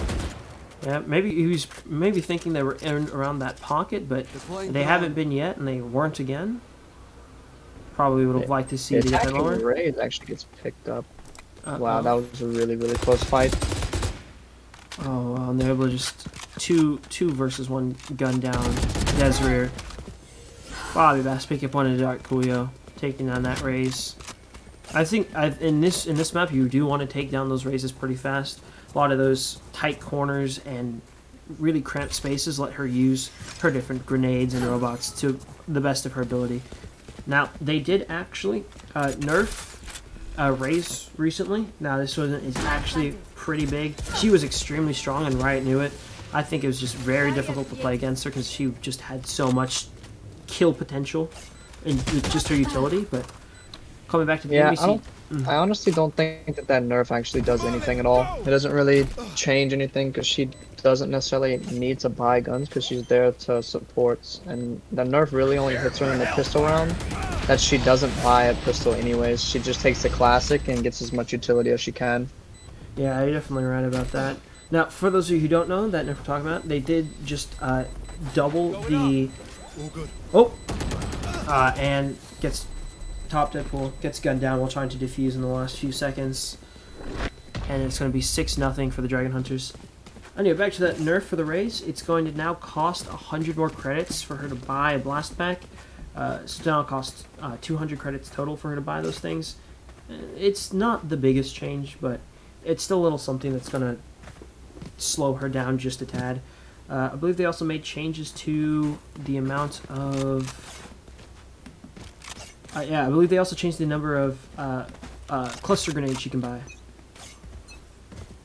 Yeah, they nerfed that before. She only gets 1, but she gets it refunded on 2 kills. So Raze, it's actually a good thing that you bring that up. Raze is somebody who's rewarded for getting kills. She gets the grenade reset. She has money to be able to afford those packs. And as we just saw, Hambone is able to use those kills that he got to use the ultimate to just absolutely destroy the other Sage with that ultimate, just throwing it into B. If they're anywhere close to that middle box, it's almost a guaranteed kill. Yeah, that's her ult is super good. Super good. It's still, I mean, it's very linear. I mean, you just kind of shoot it at them or around them and they just all kind of die. Now we see Dark Coolio trying to approach. I don't think you want to try and fight this with the Guardian. Oh, maybe. But no, now they know that Raze Dark Coolio is in Garage. He's not going to try anything. Yep, swapping that out for a Phantom for the higher fire rate makes a lot of sense, but I don't know if it's going to give any real good shot. Well, they could try and make it. No, they're just going to try and save that Phantom that they picked up. Get the 200 extra credit. Save from getting that better gun. And just kind of let it go. Definitely save here. Oh, and it looks like everyone... Oh, no! At the last thing... does die. That is very unfortunate. Raze my pickups over here. Oh, so close. Super close, but just not enough time that end of round. 5 seconds. Enough time to do something sometimes, but other times it just fails. Now if we look, everyone... Interesting to see. Kind of like... I think the crosshair tells a lot about a player. See, as far as the cheesers go, Dark Coolio has essentially the default crosshair, but made green. It looks like Top Deadpool has chosen to remove the movement inaccuracy, something I like to... I do as well. I think that movement is just too distracting, but... Yeah, they actually moved an extra person here to see it. They've been... Yeah, Dragon Hunters here have been going to see quite a bit, so they opted to add an extra person there just in case, try to catch and be able to defend a little bit better. So we'll see. Okay, I think this is maybe the longest that a round has gone without a kill for either team. So we're going to see Breach using that really good flash to push into the garage. Wow, able to get a double kill on the Bucius and Hambone, taking down this characters. It's actually going to bring it down to a 4 versus 3 in favor of Cheezers. Pulse trying to make a flank around, but it doesn't matter. It's a 4v4 again with that Sage ultimate. Yeah, the Sage ultimate is just it's way too important to not have. If there's any team that doesn't lock in Sage in this tournament, they're making a huge mistake. Absolutely, I think just the ability to heal people as being one of the only character that can heal others, because Phoenix can only heal himself, is very big. Gives a lot of utility to the team, and it's not even purchased. It's an inherent ability, and you get it back after just a few seconds. But it looks like the attacking team is gonna have to start planting in the next 5 seconds. It takes 4 seconds to plant, so they need to start right now. And you see it, Sage gonna plant that, 4 seconds left, and now they just have to defend. Oh, Able wow. to take out the Wow. Yarly taking out the one in heaven, and you see that Sage heal, just immediately bringing that Sova back to full health. Yarly able to do a lot, and oh, now they know that Phoenix is most likely in the back of A. They hear him going. He's gonna wall off. He walls off short, but he doesn't know about Bobby Bass. And, he picks up both. He picks up both, and this is gonna be the first round win for the Cheezers with only 6 health left. You hate to see it. One more shot would have killed him. Wow. That was definitely a double change of events. It was a 3v2, and then it was a 1v2, and then he won the 1v2. Yeah, and I wouldn't have thought this was something that would have happened. I think if the Sage had been a little bit faster about rotating out with the Sova, I think in that situation you're able to get a few more bullets into Phoenix and take him down. But that extra second of hesitation gave Phoenix all he needed to just kind of pick them off one by one. Mm-hmm. Well, that certainly feels good to take a round off of the Dragon Hunters after you've kind of been, I wouldn't say manhandled, but it's been a difficult game thus far. Taking one round off is always good for the soul. Yep. No, that's it's definitely a huge confidence boost. Mm-hmm. So hopefully they'll try to pick it up here. They're falling a little bit behind. They still have plenty of time, but we definitely need to see a lot more coming out of the Cheezers. Yeah, let's see. I'm using that Sage, although just wall off B. You see that in most games is able to remove that as an option, and you're able to cross across B without going and get shot from window. But it looks like on the defending team, Cheezers are going to lose one. Straight. Yep, 1 for 1 right now. Oh, and they're able to get the spike down. Spike killed. But it's okay. Looks like the Dragon Hunters, Brimstone is able to pick it up, and they're going to make a rotation towards A. Gotta be careful though, because Sage is on the point. Healing you. There's a heal coming out. Oh, that's bad. Oh. Walking around with a judge. And there it is. Oh, man. Jesus. Cheese Dex almost, but just not quite able to enough. And there goes Desrear. Hambone able to take him out. He's very, very lit. It's 48 to 150 in a 1v1, Raze versus Raze. But I don't know if Darkolio can. He's gonna have to force if he wants to make a move. He only has 7 seconds. Oh wow!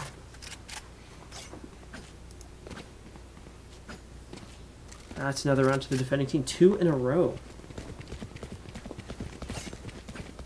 That's awesome, and that's a really big confidence boost. The bottom fraggers of the Phoenix and Cypher actually starting to pick up some kills here.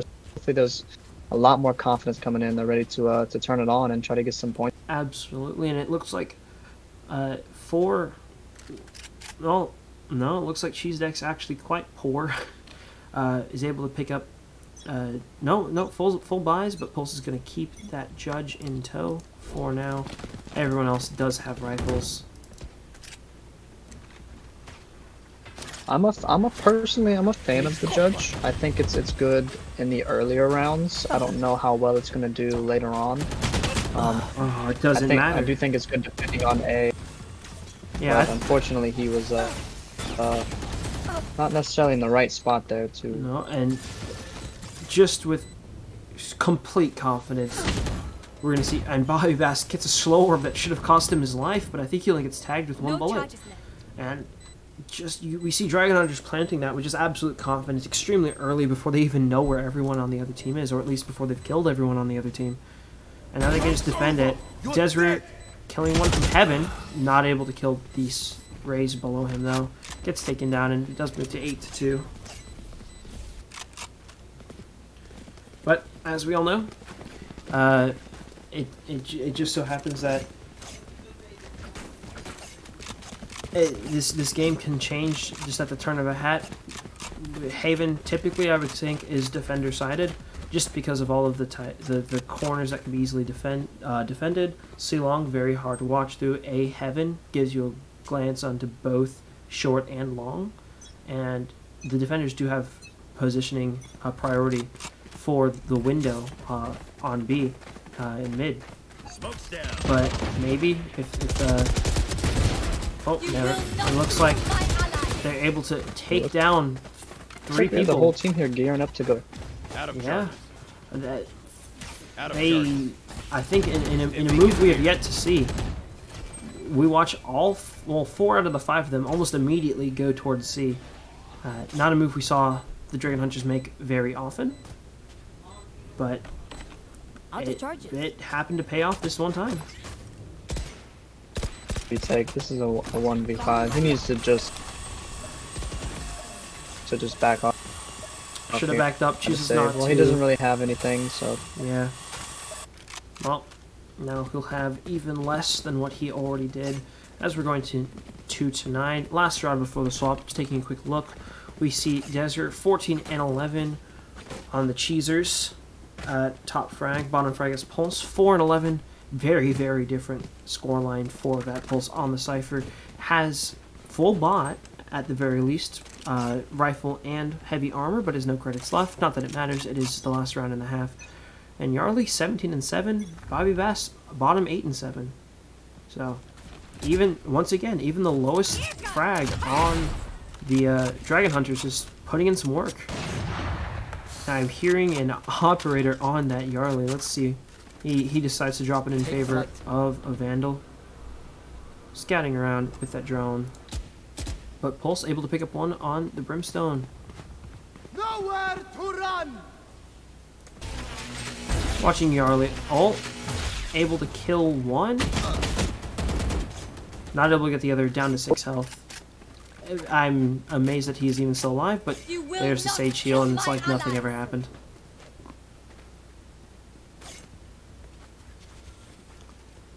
Things are tense. It is a 4v5 right now.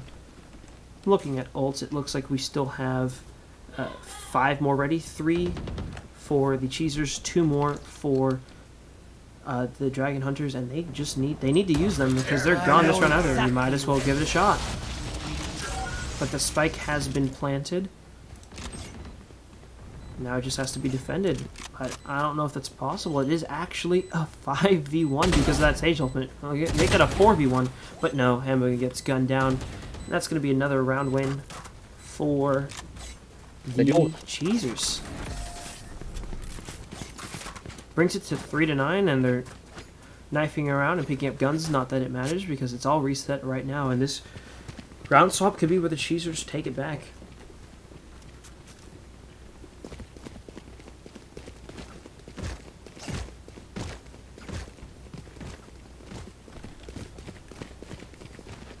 No, it looks like once again that same issue which plagued us beforehand has plagued us once more.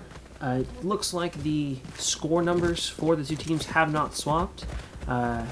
This is just an odd spectator visual bug that I happen to be just absolutely ruined by. But that is, swap them in your head if you will, spectators, anyone watching. It's actually 3 for the attacking team, 9 for the currently defending team.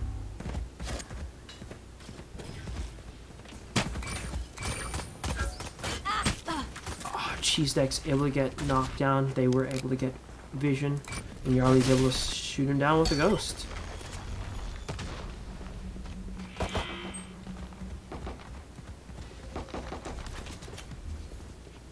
Smoke's down. It's 3v3 at C. It's 3v2 at C. Taken Oh, 2v1. Only 24 health left. We see them moving around. Oh, Abigail then knocked down by Hambone from C long. It is, however, 2-1. We watch Dark Julio trying to see if they can make a play to get that spike. It's right there, being very Green very room actually with cautious. another tier 1 gift. Zeisty, congratulations for the gifted sub. Green, thanks again for 2 gifted. Absolutely crazy. Now Dark Julio, all he has to do is defend. It's going to be difficult. He may be full health, but so are both members of the Dragon Hunters. We see Rick Kid able to get it down, start the defuse right in time. Hambone jumping around as that defusel's happening. And it's going to take it 10-3. 3 more rounds, and Dragon Hunter's going to win their second game.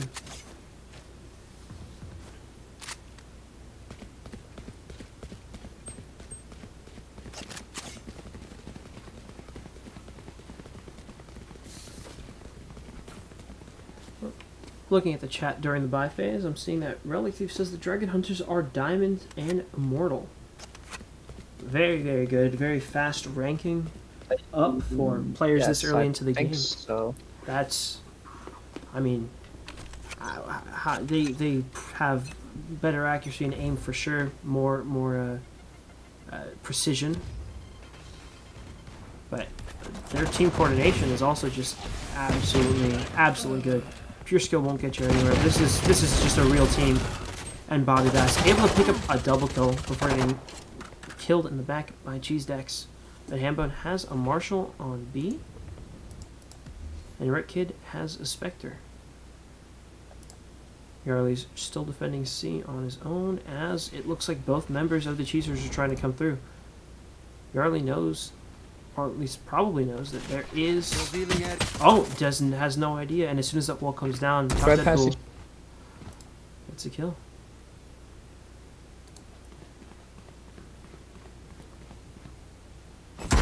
Falling off spawn, very typical. She's gonna. Wow. Hambone able to use. Marshall's absolutely crazy. Hambone is able to blast their way up on top of the stage wall before using the Marshall to just annihilate Phoenix. Oh, but Cheese Dex able to clutch it, getting 4 kills that round. Absolutely wild. Let's go move into second. 10 and 12. Meaning it's 10-4, still in favor of the Dragon Hunters, but we are watching this Cheesers team make some moves.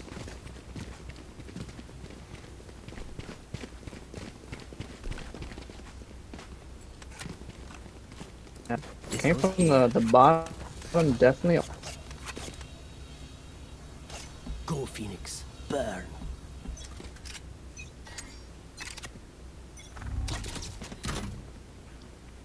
Most of the team here has double-digit kills. Shorty coming out on Bucius. Full buy coming in for the attackers. A save round for the defenders. Be able to pick up another game and hopefully make it 10-4. Smoke's down. Yep. Cheesers do have the gun advantage in every way. They all have guns. Everyone else on the Dragon Hunters team just has pistols. You can see it right there, but that doesn't mean everything, and it's still quite possible for them to take a round right now. Smoke's down. Desiree going to peek around this corner. He's walking into a 2 versus... No, never mind. And there he goes. Pucius uses the shorty to just murder Desiree. Was basically face to face with him. Fire in the hole! Oh, we're hearing a Raze ultimate. Hambone. Not able to actually kill anyone with the Raze ult. And there's the defuse. As everyone on the attack team is down, and that's 11 over to the Dragon Hunters.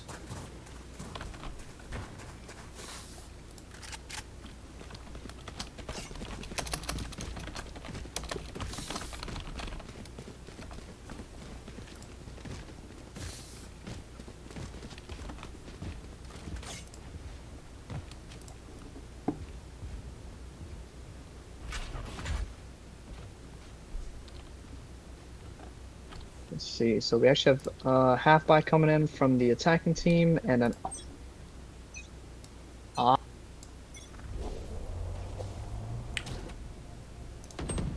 ideally opting for a Spectre, even though he has enough money to full buy here.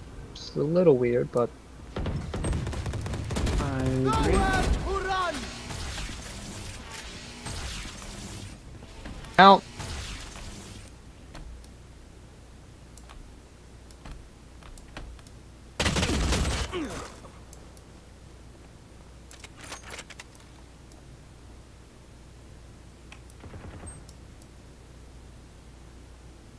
Wow.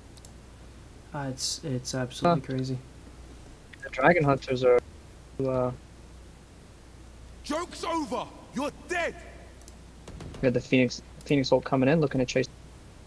Let's take a look at that. Looks like he lost him. And top Deadpool's Phoenix ult is gonna end and is immediately gonna get shot by Brimstone. Rick Kid picking that up to end the round. It's 12-4. Only one more round.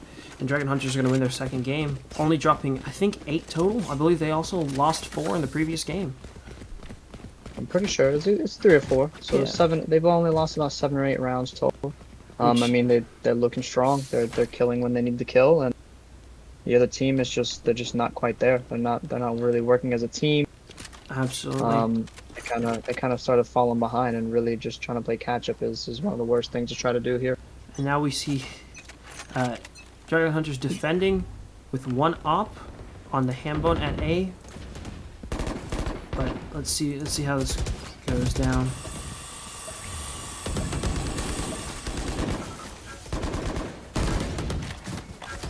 You have a mid doors push coming in. Oh, and it looks like Top Dr. coming in huge with the double kill. Oh, absolutely insane. He only got 10 health left. Healing himself with the Molotov before peeking out. There's no one from the Dragon Hunters on C right now, so they can safely plant. It is 5 versus 3. Difficult numbers advantage to try and overcome. We might see Cheezers turn it around. Not turn it around, but kind of slow the bleeding, 12-5. And if they can keep up performances like this without dropping a single game, they could take it. Yeah, they're looking really strong in this tournament so far. Kill my ally. Here we go. Hambo does have an operator, and he's peeking out to try and get some headshots. Prepare for hellfire! The breach ult does come out. Just misses him. Wow. They absolutely just spray through. Hambone picking up a kill with the op, looking for more. Getting That's 2. 2. Wait 3. a second. Satchel out. Satchel out. Oh, he doesn't have He time. does not have Unfortunate. time. Very unfortunate, but at least he gets to hold on to that operator and pick up some extra credits by getting all of those kills, which he might not want. He's probably not going to spend on himself, but he can use to buy for his other team members if he has to. Looking at to this round, we see that the Cheezers have 3 ultimates ready. Sage, which is pretty big. The Cypher, which is going to give them a lot of information when they're attacking. You're going to have some idea of where you guys can roam, because you'll know where the defending team is situated. We also have a raise on Dark Coolio, and that could be very big if they try to use it. On the other team, Dragon Hunters only have Right Kid's Brimstone ult ready, and I think that's more useful for zoning people than it is really for getting kills, so we'll see if Cheezers are able to use these ability advantages to pick up good kills. It looks like Bucha's going to take up top Deadpool to bring it to 4 versus 5, and it's not looking good right now.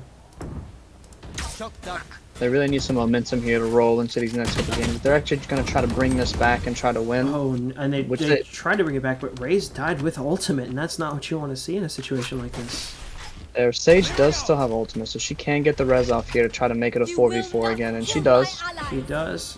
Brings back the Raze. So what I mean? Does still have that ultimate. If Raze ulted into Garage, that's a double kill, but she doesn't have that information, so she's not going to try it. Exactly. Looks like they are going to get this plant down, though. That's very, very big. Pulse trying to get the spike down. He's able to get it down safely, not Let's dying. take a little damage there. But it's going to be Sage. He'll go right back up, so it's perfectly alright. Cypher's going to use the cage.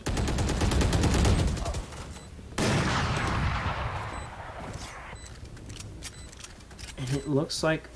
Wow. Wow. It looks like they should be able to pull this one off. Just hold side and wait for them to push in. It's only Hambone with the op, and I think he's just going to try and save. Yeah, that's a lot to try and give up. He would barely have enough to buy one next round if he died with it. So, Right, exactly. it's going to be 12 to 6. No, this is exactly what we need to see from them with their. Since they have such an aggressive comp, they need to get onto these sites. Actually, wait, hold on. Oh, there we go. Hambone is able to pick they one actually last tried time to with the push op. him. I wouldn't push that if I were you. Oh, you know he's got an op. Why would you even try that? He's able to pick up 2. The round may be over and they may have lost, but he's able to get something back for his team by guaranteeing that 2 people are going to have to fully buy again when they could have just saved it and let him go. Yeah, that's tough, man. They got greedy for the op and backfired for sure. Hambone does not miss. I will say this could be where Jesus makes at least a little bit of a comeback. If we look at the scoreboard, we saw that the Dragon Hunters just knocked off 7 straight wins before starting to alternate with them. So maybe the Cheesers have learned the way they played. Maybe they just needed some time. That's very true. That's very possible. A lot of teams you'll see that they'll just kind of use the first couple rounds to get information, see how they're going to play, what guns they're going to buy, and then adjust their strategy to that, which is it's very common. I'd say, yeah, I said Cheesers have done a good job of adapting to the situation, but it looks like Yarly able to kill the spike carrier. You know, a little bit of a flank from C Long. I have the spike. Darku able to pick that spike back up. Does still have the Raze ultimate, so the one-man advantage might not be the biggest deal in the world. Darku throwing that Raze bot into garage. Very strong ability, because if it gets shot down, you know someone's in there, and if it kills someone, that's even better. Prepare for hellfire. Oh, that's a huge ult. Absolutely It massive. does pick up Dez. Wow. Combining the breach huge. disorientation with the Brimstone ultimate is actually massive. That means they don't know where the ultimate is, and it just rained down and murdered one of them. So it is now 4 versus 3. But we see Raze has The that Raze ultimate running into the up. site with the ult. Not able to kill anybody, and that's not very good for the The team. Cypher ult coming in. This could be huge.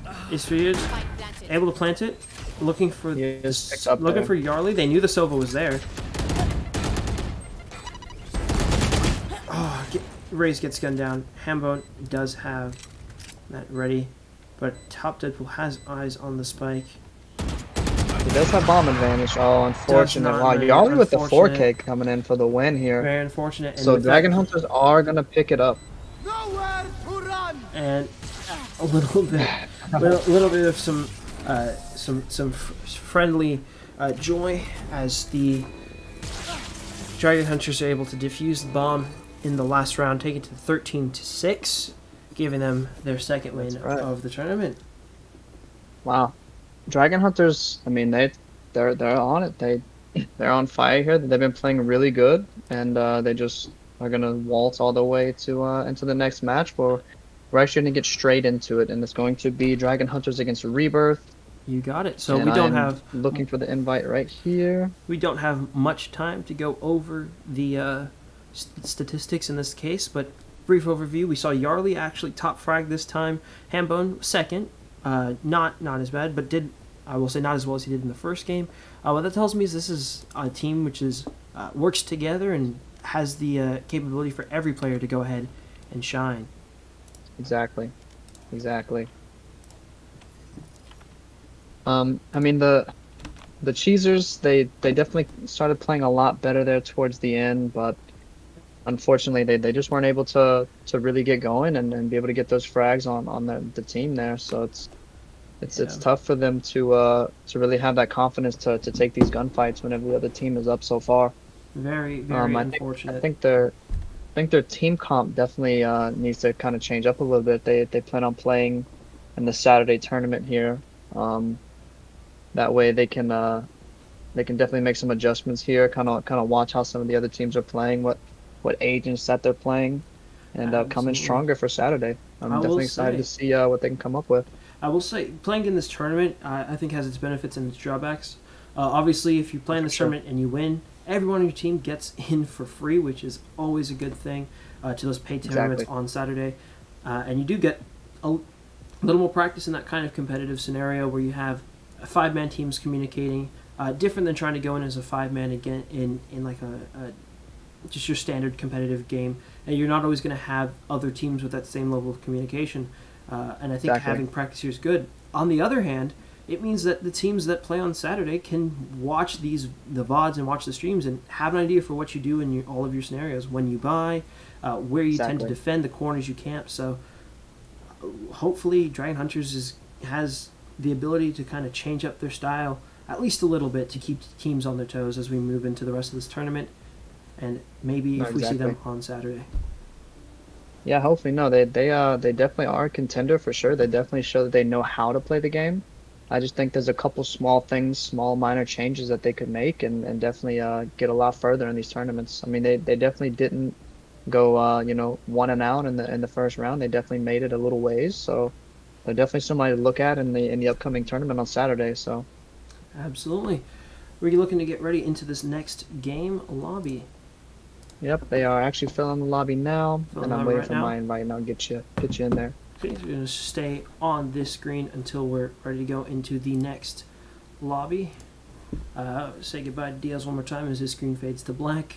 Hopefully this issue is fixed before the next stream, and we can able to get his webcam up 24/7.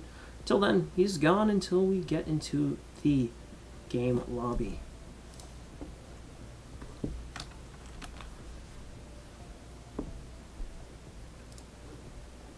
Okay, so we can go ahead and see if we can take a look.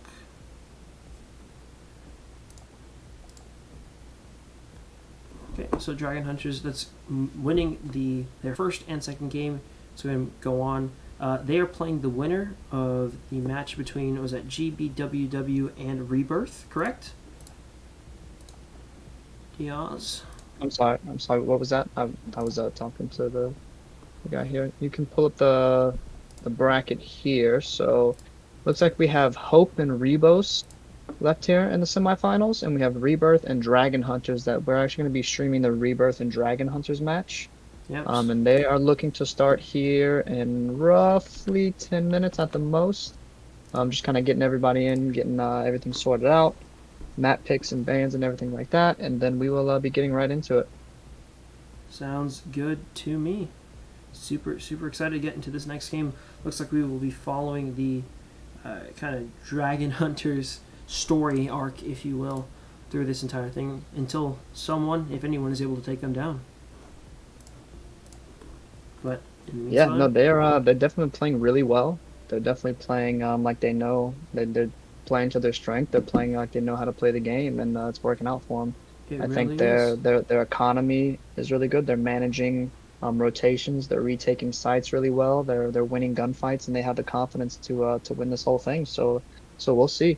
We will, and we are seeing some individual flexibility from those players. Remember, we had Hambone was on the Phoenix the first game on Bind, swapped the map over to Haven. He decided that Raze was the better call, and he still performed well. So a bunch of the players able to play some different characters, able to change depending on the map that they're in, or maybe the team they play against. So I'm liking the innovation I'm seeing as we go. But it looks like we are getting close to starting the next game. I actually just threw you the invite there just a second ago. So yep, I'm gone ahead. I am in. Very excited. So yeah, so we're just waiting for them to start it up. Looks like we do have Bind once again here. We might see Split in the last one. It is a best of 3 on the last game, so we might see Split come out. So far we've only had Bind and Haven. I will say, we do have another Bind match here. We'll see what goes on. I will say, when I first started playing the game, Bind was maybe one of my least favorite maps. But the more I play it, the more I grow to love it. And I will say, overall, I think Split is maybe one of my least favorites. It's not as interactive as the other maps, in my opinion. It's definitely a lot more linear. I think for Split, Sage really shines in a map like that because there are a ton of areas that you can use your wall to boost instead of just using it to block off areas and shut down pushes. I would like to see some of the Sages do something like that here to kind of get the height advantage. We saw a little bit of that on Bind.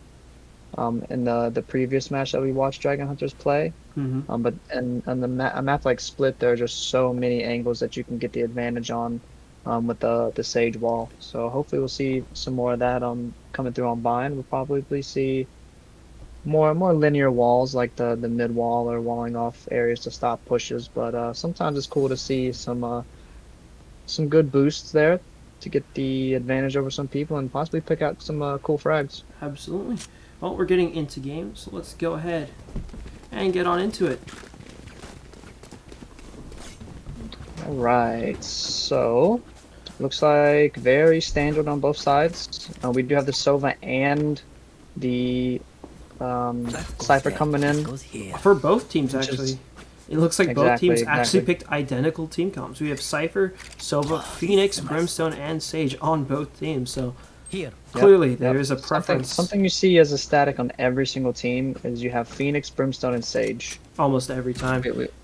Exactly. We've seen that on every single game, and I think we're going to continue to see that.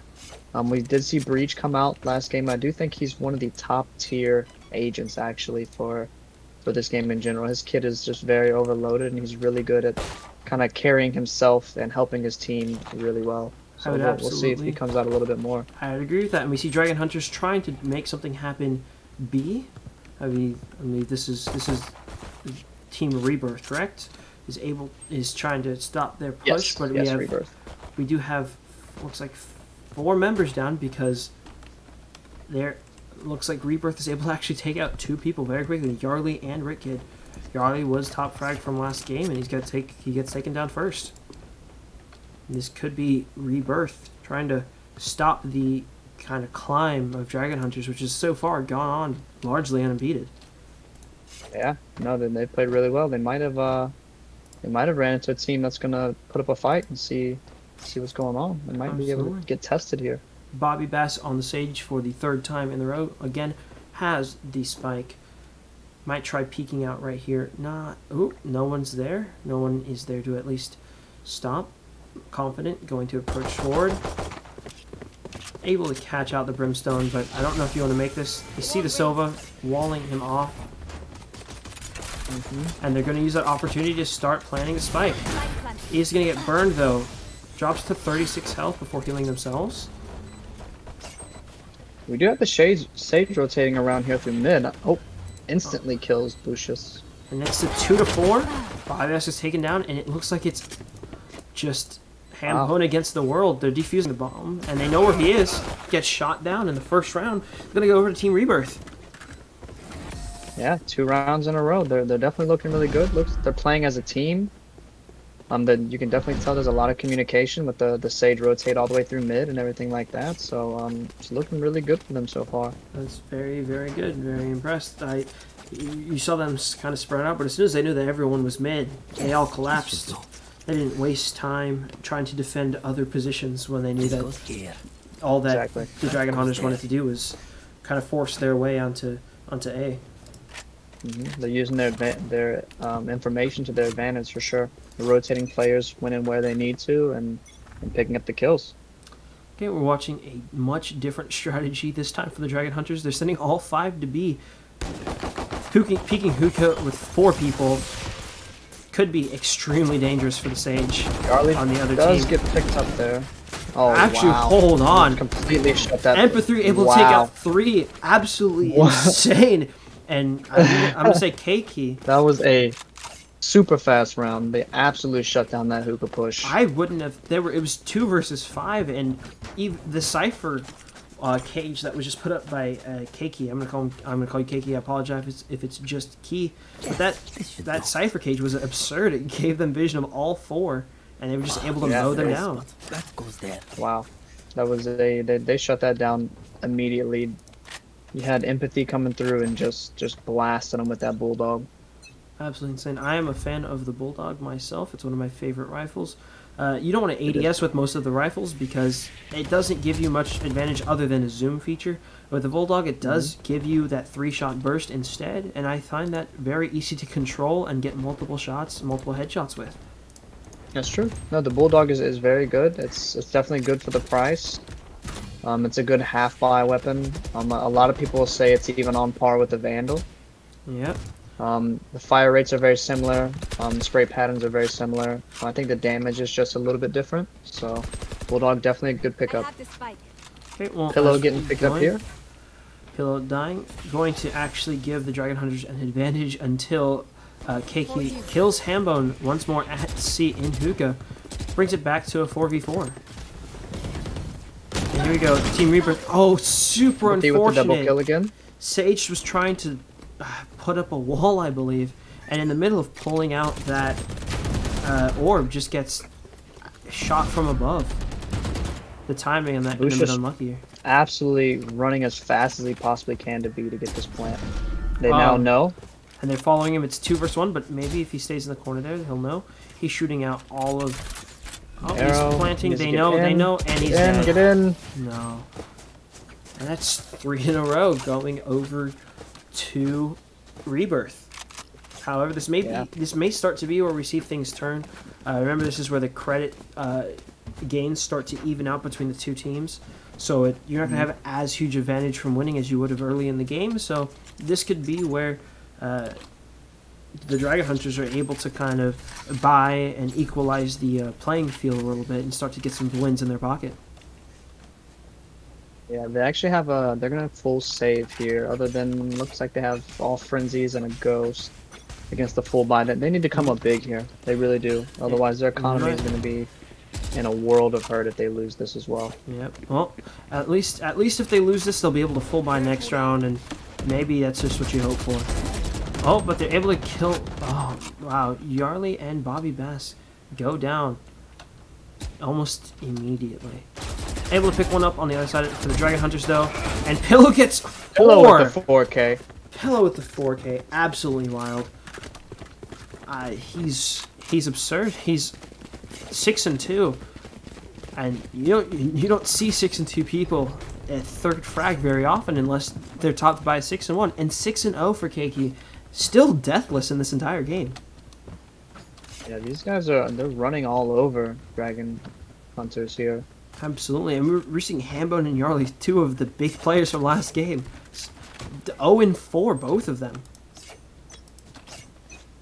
It's tough, man. They got to find something that's gonna work for them. They definitely have their card here. Rebirth is on point for sure. Joke's over. You're dead. Mid the Phoenix ult coming in. Looking like he's pushing through. He just wants to see Hookah if he here. can find any vision, and he's not going to find anybody. Oh, he got a look onto the Cypher before he teleported back, so they at least know where he is. Trainer's able to kill Yarly, dropping him to 0-5. Very unfortunate for the Dragon Hunters. But it looks like Bobby Bass, I'll continue to flip between the two until I get any sort of confirmation. Still has Spike, and they're going to move towards B. 4 versus 3. Last time they tried to 4 versus 5, it didn't go well for them, and it might not go well for them this time. Now it's 2 versus 2. I know exactly where you are. Wow. And- wow. They're just running all over Dragon Hunters here in this game. Epathy able to kill 2 of them in a 2v3, and flawless Pill picking up the kills on the other side of the map. They're not giving them any room to breathe at all. They're absolutely smothering them on every angle. None at all. And now it does cost 3,900 credits to full buy, and it looks like that's the move that Dragon Hunters would decide to make, leaving them with very little in way of econ moving forward. They do have a full buy here, so hopefully they can come up really big in this. They need their zero fraggers to pick up some kills here, and hopefully be able to make something happen. Yeah, these are teams where for the last 2 games nobody even went negative, and now 3 of them are 0-5. Yeah, I don't know. It could be. I mean, it could be just fatigue. They have been playing for a couple hours here, back to back, without a break. So That is true. that could definitely have something to do with it. Yeah, maybe before they played, they were starting to get exhausted. Maybe they were getting a little bit confident in themselves. It got a little sloppy, but hopefully they can tighten stuff up and bring the game back approaching even.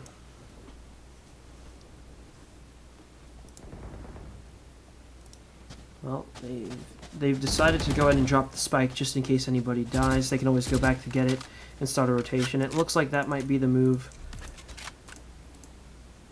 Yep, there we are. And Yarly's going to pick up spike. They're rotating towards A because they know 3 or B. So They can try another 5 versus 2 this time on the other side of the map, far away from Epathy and the Cypher. Here they go. Bush able to take down Trainer. This is pretty huge. It's now 4 versus 1. Oh man. They're able to start planting the spike. Cypher ult is going to catch out the rest of Nice. That wall is really good. They just wall them off, so they have no way to push that. There's only one way to push it, it's instant death.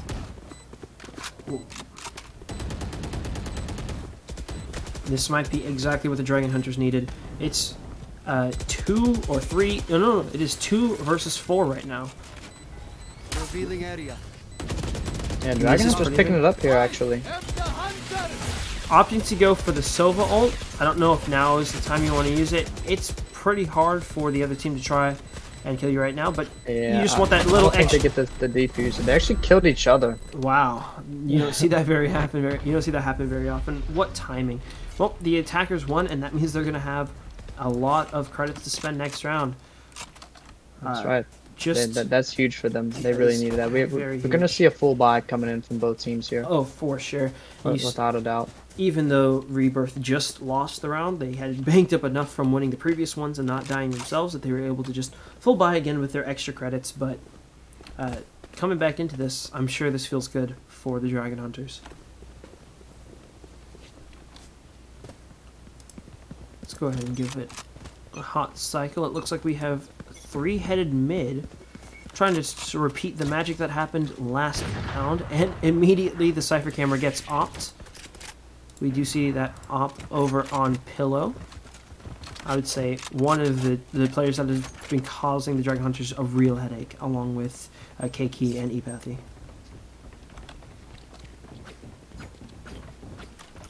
It looks like they're opting to rotate all 4 people here today. They're very confident in this rotate here. Confident in this, but they don't know that it's. I mean, it is a 4 versus 5. Maybe it's not as much of an advantage as they thought they had, or as much as they want, but they're committing, and they could make something happen here. Sova and Drone's gonna see each other, and not much else. They're picking up Spike. I have the spike. They might rotate to B. They know there's most likely a lot of people there at A. Oh, making it a 3v1, unless Epathy does some magic as always. But You will not kill my allies. We do see the res coming out though, so going to continue to keep it a 5v5. But Epathy Y'all are going picking to up take Epathy. Epathy does go down, and that means that Dragon Hunters are actually going to double back and go to A right when Rebirth thinks they're trying to go to B after getting that kill. Very smart map movement. They know this. They're just rotating everybody to A. They were pretty aware of this rotation, so. I would say, yeah, and absolutely. Rebirth knew this was happening, and Pill was able to get a kill with the operator. Just looking for a few more before they try and defuse it. Shaw gets a kill. There they are. Joke's over. You're dead. Hambone gets immediately killed in the ultimate, but maybe he can go back. He flashes out. He's able to kill Trainer. If he can just... Oh, he was not able to delay it long enough. There. Yeah. Oh, smart map movement, but even smarter re-rotation by Rebirth is able to bring it to 6-1.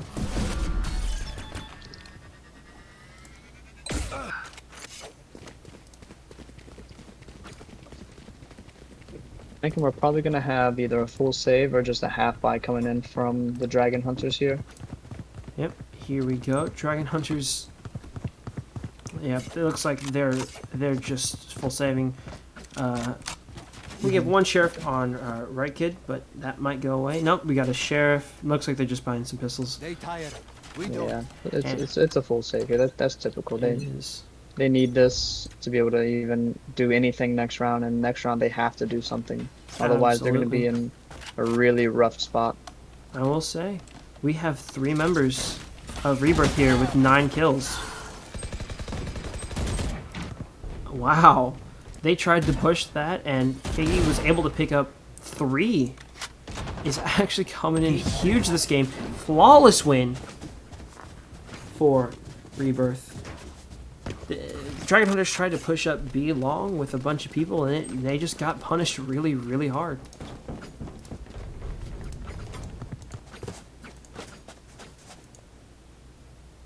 We actually have an update on the finals in the bracket. Hope did fall to Rebos here, so Rebos will be waiting to play the winner of this match for our final game. Oh, I'm very excited. I was starting to think that Dragon Hunters were unstoppable. It looks like they've met their match in Rebirth. So the winner of this game will certainly be more than a match in the finals, and we're going to see a very exciting set of games here. We had Pillow picking up that kill on the op early on. A very, very huge Pillow. Absolute monster with that op. Not something I think you would see very often on a Phoenix in general, but it is defending on bind, so op's never a bad decision. We see him watching. If anyone tries to come around that corner, he will be able to get them. I don't know, maybe you want to watch Showers more in the situation. You know that the rest of your team is elsewhere, and that's exactly what he's going to do. Able to kill Bobby Base almost immediately. Wow. Wild. And even though he was blinded, oh, he's going out with the ultimate, seeing if he can pick up anything. He's pulled out the frenzy. Key with the rotation on him. They had no idea. Absolutely insane. Hambone able to kill Trainer though, but he doesn't have much to work with. He's slowed. He's flanked from all directions. One op and KK able to pick up the last kill with the Phantom, bring him to 14-2. That's right. Out of 9 rounds, only died twice, less than a quarter of the time. Absolutely insane, and everyone on Rebirth just continues to get richer as they keep winning rounds without dying. Yeah, they're on another level. They're playing better. They're winning these team fights. Their communication is better, and I think they're playing the team comp better as well. Absolutely, and it's not going to get any easier for the Dragon Hunters. We have 3 ultimates ready on the side of Rebirth. We have Epithy's Sage Revival. We have the Sova Arrows, and we also have the Brimstone Ultimate, which is pretty large for defense if you hear them start to plant. Okay, I would say the round had started off slow, but we already see Right Kid going down, and Keiki's able to pick up another one onto Hambone. Let's walk over. Pillow able to kill 2, and Pillow killing the last one. They were just all mid, and the defending team, Rebirth decided handed it to him there. Yeah, they were all mid, and Rebirth decided they weren't gonna wait, pushing forward and just catching them all in the middle and mowing them down. Okay, we have 2 rounds left in the half. There's still opportunity. Now, I would say, even though it looks 9-1, the situation isn't as dire as it could be. This is very defender-sided, in my opinion. So if we can see Dragon Hunters, it absolutely is. But if we see Dragon Hunters just take a few rounds off, maybe 1 or 2, they still are very good chance of winning this game if they're able to use the defender advantages on Vine to their advantage. No, for sure. No, this map is definitely defenders. But still, they start the. So that's going to be huge to see coming out of Dragon Hunter. Do they have the confidence to take these gunfights? Trainer able to kill just playing passive on site. And defenders win again. Trainer pick up a 4K. He was able to pick up a double kill in a 2v1 just because I feel like Bucius's aim just wasn't helping him. He tried to shoot and it just went all around Keiki as he killed him again. I was able to pick up 2 more after the fact. Looking through. Yeah, we have full buys once more on the Rebirth, though I don't know if you call them buys. Trainer finally showed up first team. Absolutely. Prepare for hellfire. We see Bucius. Bucius gets gunned down by Epithy.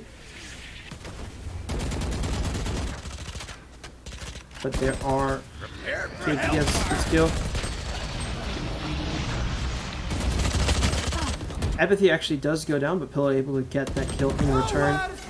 And it looks like Shaw on the Brimstone able to kill up Rick Kids, Brimstone, and Hookah. We do have the switch coming in. Hopefully we can see. We need to see something huge, huge coming.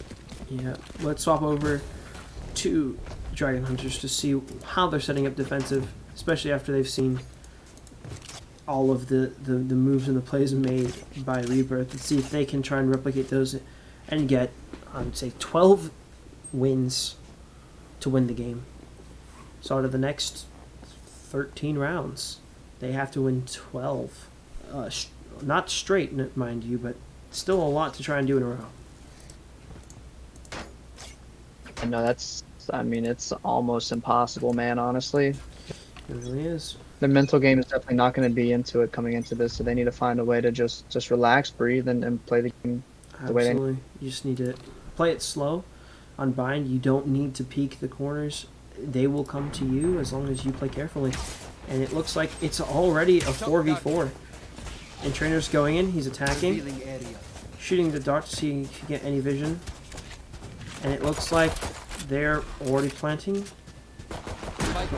Planting for Hugo, looks like. And they're going up. Pillow able to get a kill in the pistol with the Ghost. And the attackers win, only losing one. Pillow and Epathy just able to take out the last two players in the pistol round.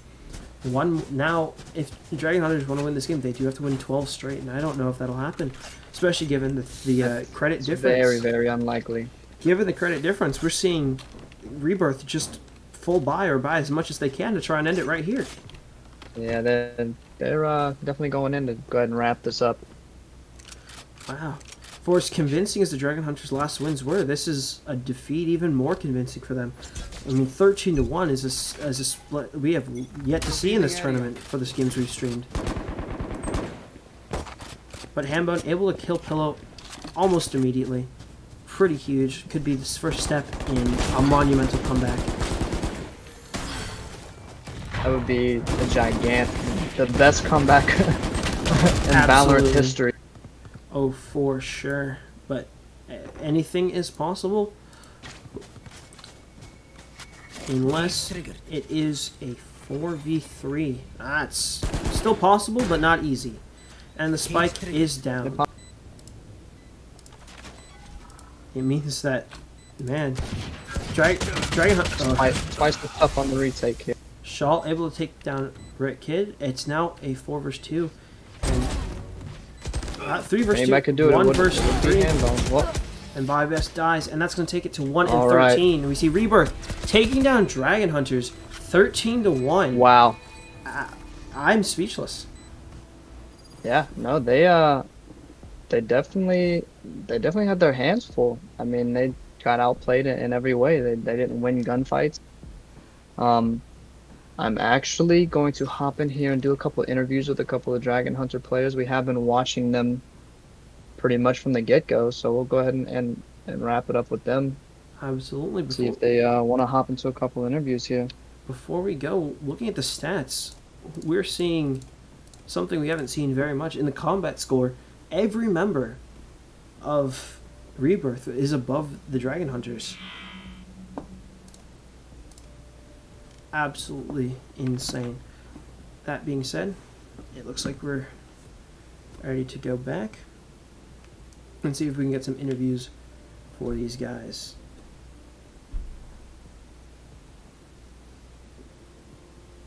And guys, don't forget that the tournament this Saturday, it is a $10 entry per person, and $50 for the team. The team that gets in free, the money is still added to the grand prize there. So keep that in mind whenever you go in to sign your teams up. Make sure you hop in the Discord and get in there and then talk to us and tell us what you think and places that we could improve on and everything like that. So absolutely. So looks like we're gonna be hopping over to Discord to try and get some kind of interviews going. Yes, sir, we are. Just a second, let me hop in here. Let me grab him. Looks like we're going to be doing an interview here with Hambone, actually. You got it.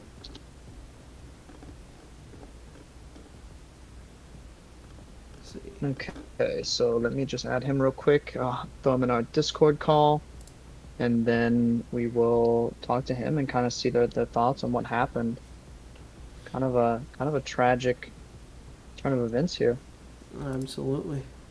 It's very, very unfortunate. Let's see if I can find him.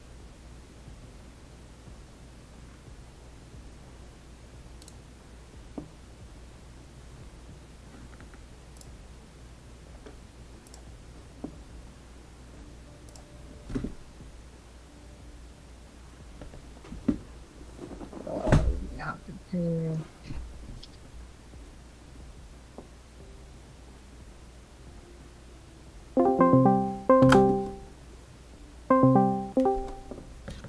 Hello? Hello. Hey, what's up? How's it going, guys? Pretty you good. know. How's it going for you? Been better? Yeah, I'm sure. We saw you absolutely pop off in those in that first game. We had really high hopes for you and your team. Yeah, I mean, we had high hopes for our team too, but they just had the ping advantage. Oh, is that what it was? Yeah, oh yeah, definitely. I mean, did you see their ping? It was like 20, 30 hours of 70, 80, 90, even maybe 100. Oh, Wow. Yeah, it was crazy. Gotcha. So that kind of the majority of the problems going in there, huh? I think all 13 rounds, yeah. Okay. Okay. That's interesting to think about. Are you guys gonna be in the Saturday tournament as well? Yeah, I think so. We're still talking it over amongst our team, but we really Okay. need to kind of maybe move. We might. I mean, if that's what it takes to get better ping, I don't know. But if that's, we might have to all move. But no, we're full thinking. on move. Yeah, we're thinking about it, but we had a good time. Yeah, no, for sure. No, we've had a good time watching you guys. A lot of really pop-off plays came through. I mean, you popped off one game, was it 31-9? Yeah, first That's- game. Yeah, I forgot how to yeah. play the second two though. Well, Yeah. you still got double digits in the next couple, but Yeah. you actually had Yarley come in the second game, kind of picking it up where he Oh, was yeah. lacking a little bit in the first one, so he was huge. I was watching you guys play last weekend on Saturday, and you had Bobby come in really big last weekend for you guys, and we've been kind of watching you, every tournament and kind of see what you guys have been going on to and improving and things like that. So hopefully you guys show up again next Saturday and win. Yeah, we're gonna run some ranked, try to get a little better, and hopefully, compete for the title next What week. is roughly your team's MMR, if you don't mind me asking? No, it's kind of all over the place. I'm what I figured. I'm plat 3. I think we've got someone as like low as maybe silver 3. Gotcha. So and everything in roughly- between. Basically, we can still all play together. We're not 6 Yeah. apart, but we're pretty spread apart when it comes to ranks. Gotcha. Okay. I mean, you guys definitely are playing on a high level. That's for sure. We're trying. No, you guys really did look good. Thanks. If you can go back through and kind of watch some of the VODs and see some of the stuff that we kind of talked about and possibly improve a little bit even. Yeah, for sure. Yeah, we'll go back. Awesome. Well, Alrighty, thanks, sir. gents. It's good. No Good problem at talking all. with you. Good luck. Have fun casting the next couple games. Alrighty, sir. You have a good one. All right, you too. Bye. Bye-bye. Well, there you have it. Okay. Well, we heard it from the man himself, and apparently the ping was the one and only issue. Absolutely. Nothing. No other problems. I mean, if you want to believe it, if you will, I think it's possible that it was just the ping. We saw a lot of plays that the Dragon Hunters made that could have gone well until they were just mowed down by the other team. So maybe it was ping Yeah. giving Rebirth better aim, but maybe it was just Trainer and everyone on Rebirth having more control with their guns, a better game idea, and just being able to play Mhm. better. Right. No, for sure. But we are going to get the finals kick off. It is a best of 3 in the finals. So we're going to see a couple different maps here, and we'll see kind of how everything turns out, and hopefully it becomes another interesting match where you can see a lot of really high level gameplay. I think Pillow's team and them are all Immortal Plus. I'm pretty sure. I think that's what I was seeing in the chat. Lots going on in the chat today. Thank you everybody for showing up. We've had roughly about an average of 40 viewers here all night, and that's huge to see. And hopefully we can see all you guys again next Saturday. Again, we have a tournament next Saturday. This is the qualifier. This qualifier, the winner of this gets in the tournament for free, but their money still goes in. And it's $10 a player or $50 a team. Hop in the Discord. You can find a team or make a team. Tons and tons of people and thousands of people. And I think we have around 3,000 people in the Discord. You can learn a lot. You can ask questions. You can get into these teams and try your luck in one of these tournaments. Yep. I'm sorry, this Saturday, not Yeah. next Saturday. This coming My Saturday. apologies. It's going to be I believe that's let's say Tuesday, Wednesday, Thursday, Friday, 16th or 15th or 17th. One of those days. Something like that. It's 5 p.m. PST. But if you're living on the East Coast, is 8 o'clock p.m. It's the start of that tournament.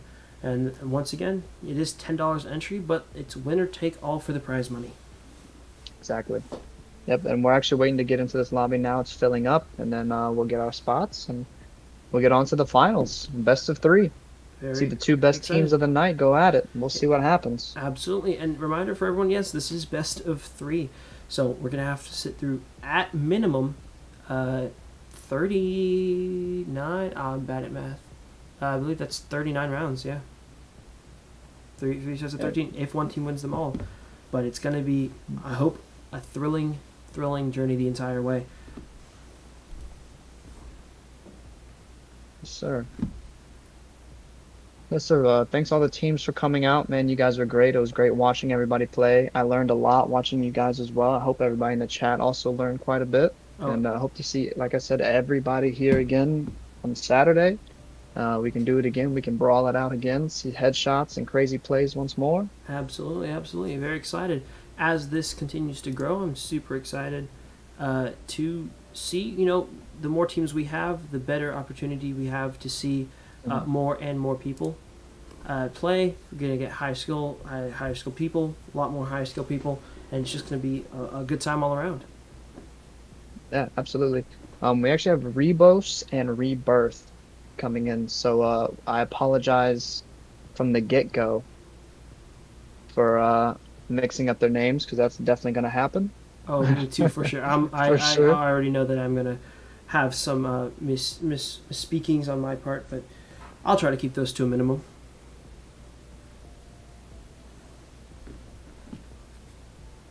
Let me go ahead and... Should be getting our invite here in just a sec. Yes. And we'll get this started. Very, very excited to go into these grand finals for the Game Sync qualifying tournament. Yeah, GameSync has been huge for us, giving us this opportunity to cast these games for you guys and try to keep it as interesting as possible. We appreciate all feedback as well. Hop in the Discord, leave us some feedback, tell us what you think of us, where we could, get better if we're not funny or anything like that. Please let us know. Absolutely. Maybe don't tell us if we're not funny though. I'd like to preserve both of our egos. We don't need to be taken down to the ground, but no, definitely. If you have any tips, any advice, anything you'd like to see on the stream, anything you think we could improve, do let us know. And if you want to stream yourself, please reach out. We'd love to get more of these games streamed on a regular basis. Yeah, for sure. Yeah, because we watched if we'd been able to watch Rebirth from the beginning, wow, what a ride that would have been. And I don't even know what happened on the other side of the bracket, as much as I wish I did. Yep, we're looking to expand our team as much as we can as well. And we're trying to find more casters, more team members to expand and be able to catch more games, so that way you guys can get more footage, be able to watch all the games and everything like that. So it's going to be a lot better of an experience for you guys. I'm looking for you actually to get you invited here. Absolutely. Well, let me go ahead and move us on over to this screen while we're waiting to go into the invite. Hold on. I'm actually not seeing you online. Really? Interesting. Have you left the group in the other one? I should be gone. Oh, wow. Hold on. This is an interesting scenario I find myself in. How has this... Oh, we found yet another interesting bug that Riot needs to try and fix coming up. I am unable to leave a party for the custom game. I think I might have to just fully restart Discord right now. No, wait, I should be good. Hold on. I'm not seeing you pop up Request here to on join. friends list. Maybe you could try. Showing you offline here. Fully offline. Yep. Apologize to everybody. I'm gonna go and give Valorant a quick restart for here. May have just decided that today was not the day to continue working. So closing that, reopening it as fast as possible so we can get into this very, very exciting finals.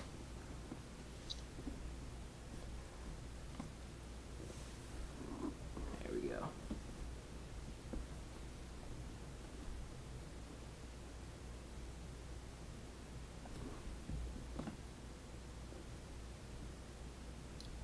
And I should be. While we're waiting for him to come back up, make sure you everybody likes and follows the stream. If you want to see more, make sure you turn the notifications on so you know every time that we do go live. We do have the open qualifier every Tuesday. The winner of that does get in for free. The money is still added at the end. And then we do have a tournament every Saturday starting at 5 o'clock PST. And that's, I think that's about 8 o'clock EST. And yeah, I hope I see everybody here on Saturday, and we are ready to get into this game whenever the players are. Very, very excited to start getting into this game.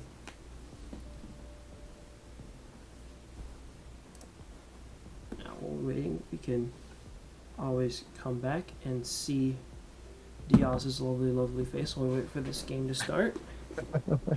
Always good to have two people on camera. So if you're just joining us, if you've forgotten, or if you had to go and use the bathroom or something like that, this is the grand finals of the GameSync qualifying tournament. Winner of this gets free entry to the tournament on Saturday. That's free entry to the paid tournament for all the marbles, all the prize money. So we're looking for Rebos versus Rebirth. Rebirth. Absolutely, man. It's already starting to hit. We're just waiting Rebos for all of them to ready up, and then we'll be getting into it. Absolutely. And this is a best of 3, so we're going to go through. Hopefully it's back and forth. I'd like to see a game as fun as that, but it looks like we're getting ready to go. And yep, here we are. Getting into the agent select here, and we'll be back into it. Counting down. I will say that the agent select process timer is a little long for my tastes. I understand the need to have a long select timer, but man, 85 seconds I think is the start time is simply absurd. Yeah, well, I think once everybody locks in, it actually just go ahead and starts. It does do that, and I am a fan about that. Yeah. But it looks like we are ready to get into the game, and here we are. Okay, so very similar team comps. We actually have an Omen coming out. That is from Rebirth here. Interesting. Well, that is the Omen. That's Trainer on the Omen, and I will say he did put up quite a showing last game. And if anyone can try and use Omen's abilities to move around the map and get kills, it could be him. Yep. So we see Rebo and their team squaring up. Very, very standard composition. We do see Cypher and Silver for Vision. The Sage, as always, as is to be expected. But Brimstone and a Breach trying to take advantage of those flashes and those smoke grenades. And we're off.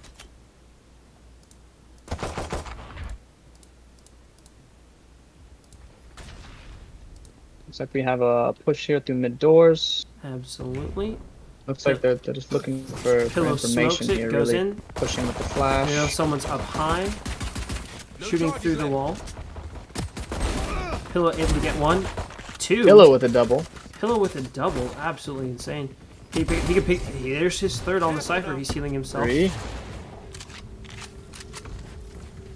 This could be our first ace of the game, but I wouldn't count on it.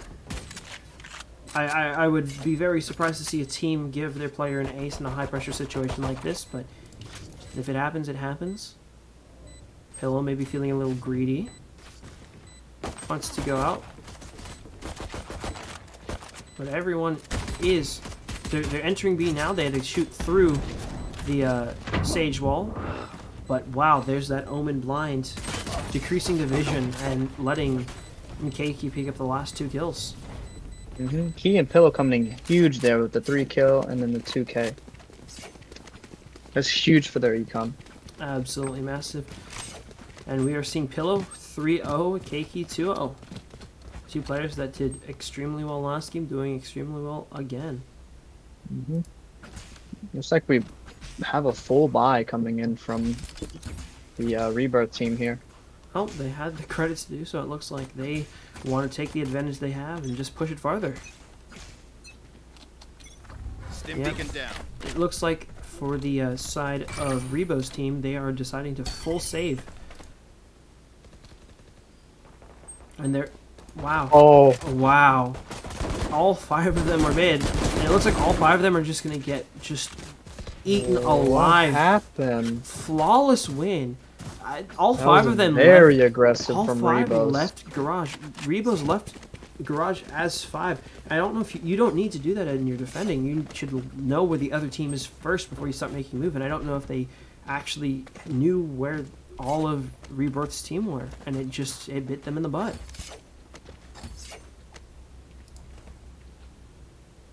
It's gonna bring it to 2-0, and I will say that was quite a full buy round for Rebirth. They were able to knock out anyone, and now they're in a really good econ position. Yep, they're forcing Rebo to also full buy and leaving them with 0 credits across the board.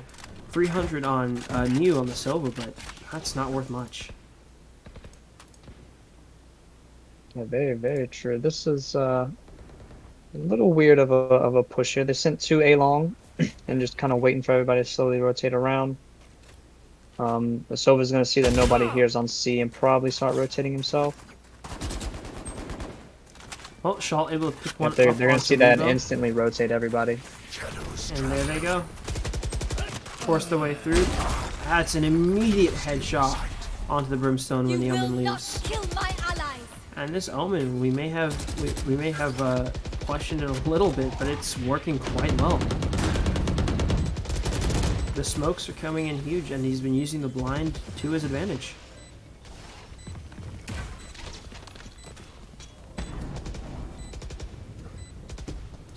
Let's look over at the defending team here. It looks like they might decide to save. They're just watching. They're not really pushing. Yeah, that's really smart. Very smart. That retake is not going to be easy on A. You are not going to win a 3v5A with members watching every possible corner.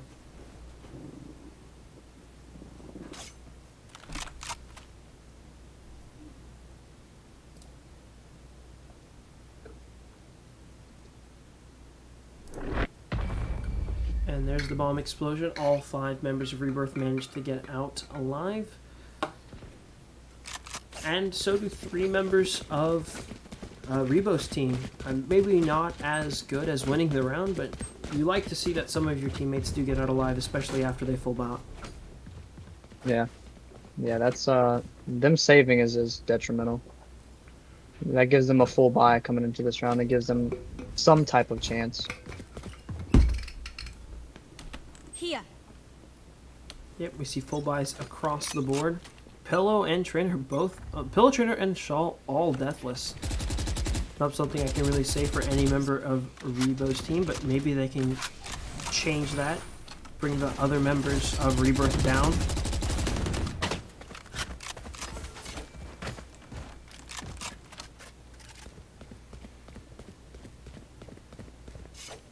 It looks like they're going to do something similar to what they did last game. Kind of try and put some bullets down on C before rotating everyone to A. There's only one Cypher defending A right now, so they could very well just try and 5-man it.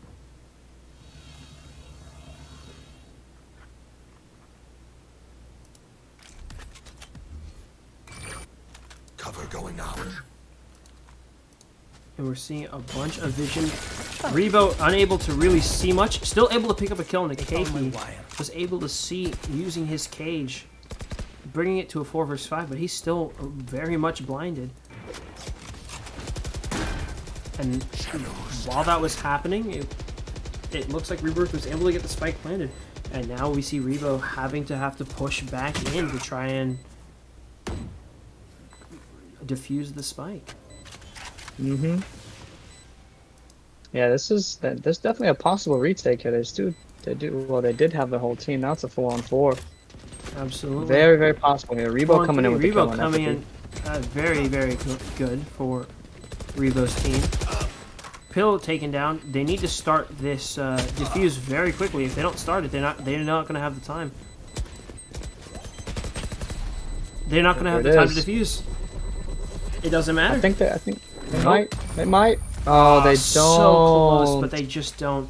They weren't able to start the defuse because they still had members of Rebirth alive that would have been able to kill the diffuser. But once you hear those second beeps start to go, once you get through the first half, if you're not half diffused already, I'm sorry, but it's just not going to happen. And you hate to see it, but that's just how it turned out. Yes, this should do. This goes here, that goes there.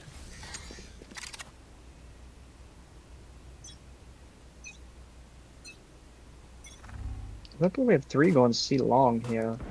There we go. Looks like they are really, really committing to C long. Let's go ahead and look at the guns. We do have an operator for We have the Niu here with the Marshall. And the Niu and the Marshall taken out quickly. Down very, very quickly, yes. Stealthy's putting up the barrier to try and rotate to see with the operator, but I don't know how much that'll help. Could be very good. Has a good angle on C, but not able to really push far with it. The Molotov stopping their progress. We do see Rebirth's team. I know exactly where you are. Got the Cypher ult coming out. Omen getting across the side so they don't know. A good angled wall by Pillow's Phoenix. Not something you see a lot of players do quite well, but very well used in that situation. Shaw killing Rebo. You see Epathy hunting for more. He wants to kill the last 2. He knows that Sage has an operator and he wants to get it off of them. Yeah, it looks like they're just picking to save here. Yeah, that's smart. So that way they have something going into the next round. Man, they need to figure something out. Absolutely. At the very least, it means that they can buy for the rest of their team because they still have guns if need be. And we see we see again this play. Take note, everybody. Rebirth team, they dropped the spike right out of spawn. That way nobody's gonna die with it, and they can take any opportunity to rotate wherever it is best for their team to go to plant that spike. That's right. Yeah, Pillow just kind of taking this game over here. Oh. Cam Carrot gets 2 kills with a Vandal. Stealthy missing 1 Vandal shot early on C long. But those 2 kills more than make up for it. Cam Carrot, very, very good. This could very well turn the tide of this round and start a series of wins. And now it's a 5 versus 2. Incredible. 5 versus 4. Stealthy able to get a kill with that flawless win, actually. That is a flawless. That's really big for the confidence. Absolutely. Really big. This is huge. I'm liking to see this. We're seeing Rebo 4-4, Niu 3-4, Cam Carrot 2-4. Both kills picked up in that last round, as well as Stealthy's 1. A lot of the kills picked up in that last round for the side of Rebo.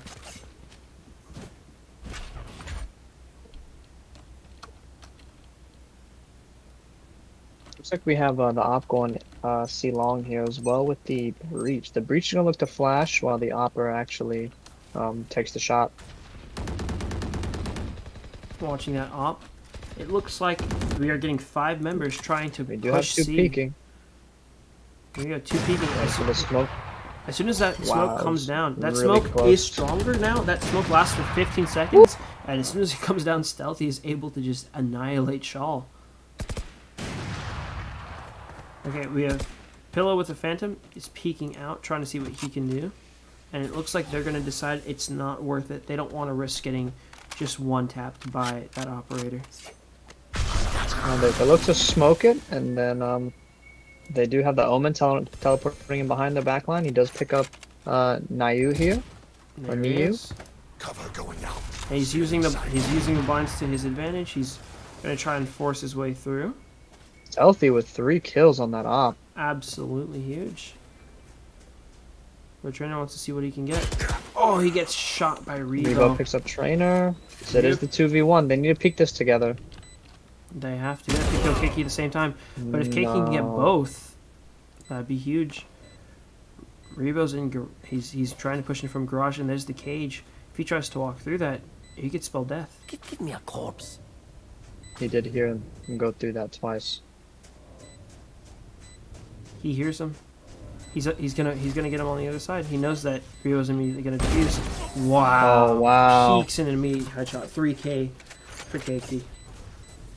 There's no reason to take the 50-50 on that peek. They needed to just peek that together and just kill him. Absolutely. If you go one at a time, it's no longer 2v1. It's 2 1v1s, and a good player will win both of those, as we saw Keiki just do. Exactly. And your numbers. We have Stealthy doesn't coming mean in with anything. this op again. Full buying to grab that op. Yeah, it's been Wow. pretty successful on it, so we'll see. Yeah, pretty successful on the up, but does leave them with 0 credits left over. So hopefully this pays off for them, or that's a lot of money spent for nothing. Looks like they're... Oh. Nope, they're going back around to C long once more. Now we have... She did wall it all. Yeah, she won't up, but there's 2 Epathy and Stealthy. she did. Both have operators. Stealthy just watching, waiting for that 15-second smoke to clear. And it looks like we have most members going...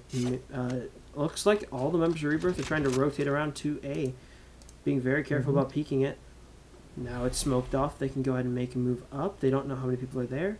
We do. It's just the Cypher, so it is very, very safe for them to make a move.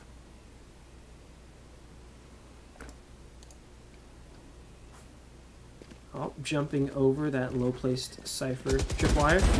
Wow, Keiki able to make that snap headshot into Rebo, who just missed him a few times. And that's not what you like to see. They're going to be able to plant right here with relative ease, and there it is.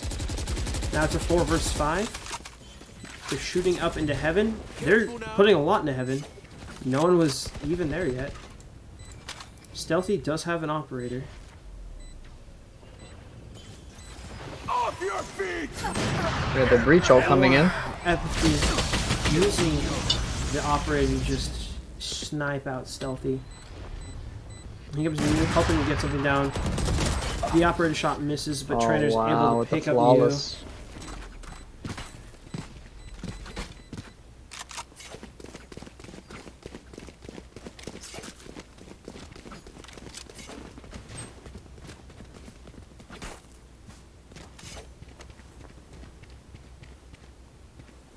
Okay. It looks like we got full buys for the side of Rebirth. Rebo's looking to just save. Yeah. I mean, they have to. They don't have the economy for it, and They have to just see. They have to give up the advantage this round to see if they can hopefully win more than a few rounds later.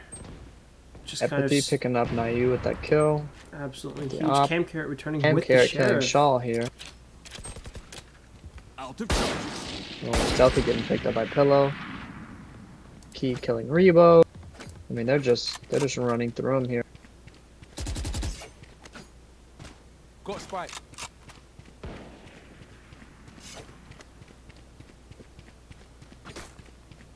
Oh wow! Just a few seconds more. We would have seen Pillow run right into the breach on the other team, but looks like they're gonna make it. We got pings. Pillow planting the spike. Loxby smoked out, and Cam Carrot's making his way to A. That's 1 kill for Laxby with that Marshall. He's going to pick up the Vandal, give him a little bit more room to fire, and get some kills in the closer range situation that he finds himself in. But it is 1 versus 2. He's going to have to make a move. Yeah, we'll see. You have Sage coming up through heaven. Got guy peeking short here and just picks him up with ease. He tried to make the bait and it just didn't happen. He didn't have the timing. Very unfortunate.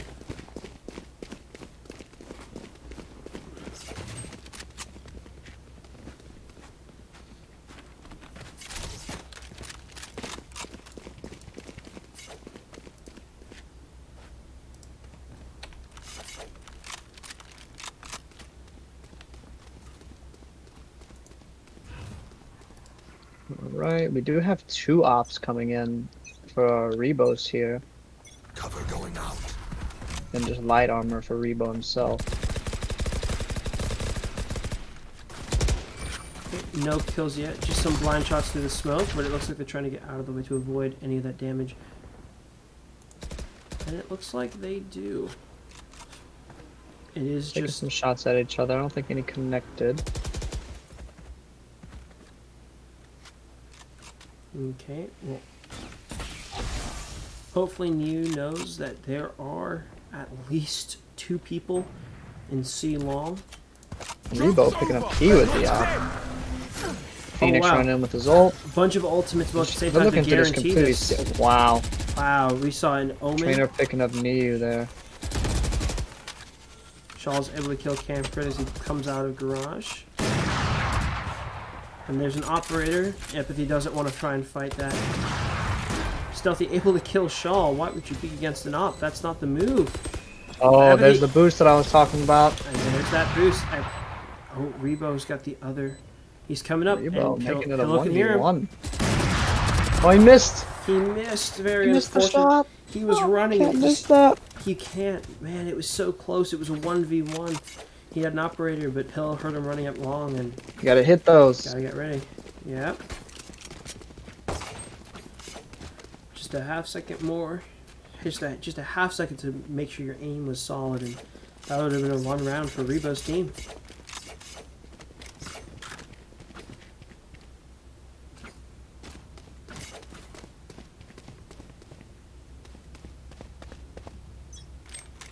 We have 2 more rounds and a half, and it looks like it's fully. Oh, wow! Incredible Laxfeet line. picks up quick. Laxfeet blinded by the Omen, immediately throwing it. Pillow getting headshots on the cam carrot as he was walking out of double doors. I don't know if that's the move you want to make. Dies, brings it to 3v5. Going up.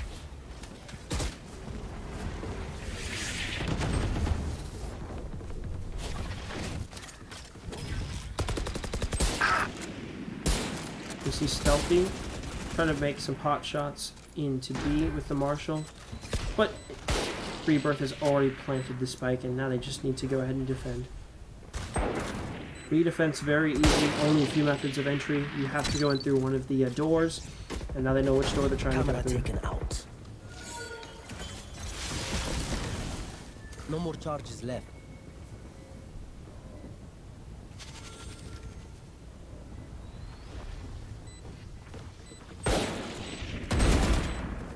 Oh, Stealthy with 3. Wow, Oh, Stealthy good. getting through, but Keiki picks him up. Everyone hiding.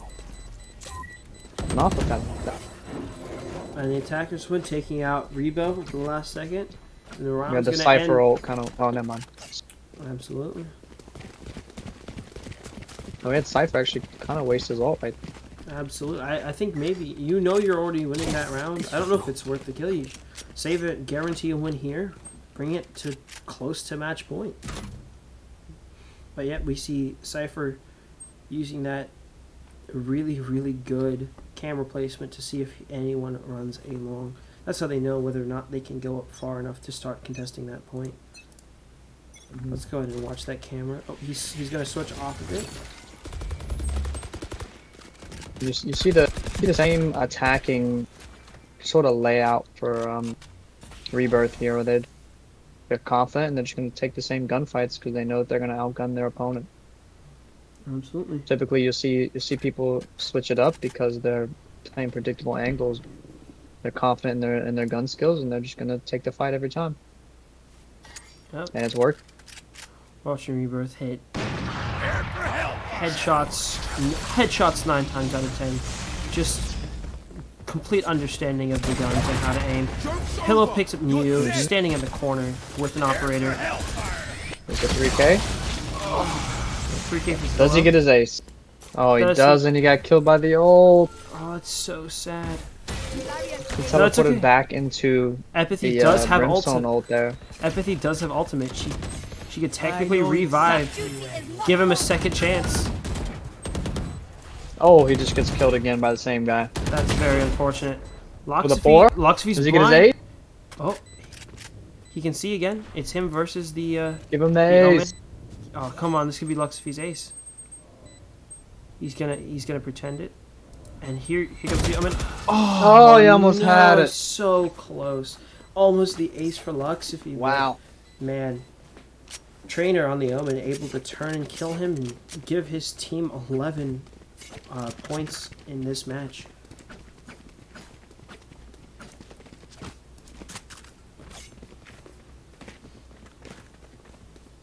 Man, that was a close one. Very, We had Pillow with the close. 3K. We had, who was it? Lax with the Luxvy. 4K there. So close. Very, very close. That goes there. Looks like they're opting to kind of switch it up a little bit. We have everybody going this mid B sort of C area, C window area. Okay. We go into pistol round. We have 1 Ghost on the side of Rebirth, 3 on the side of Rebo. So we'll see how this goes. Smoking at B. It's going to allow them to push up a little bit. They have 4 members out of 5 trying to go.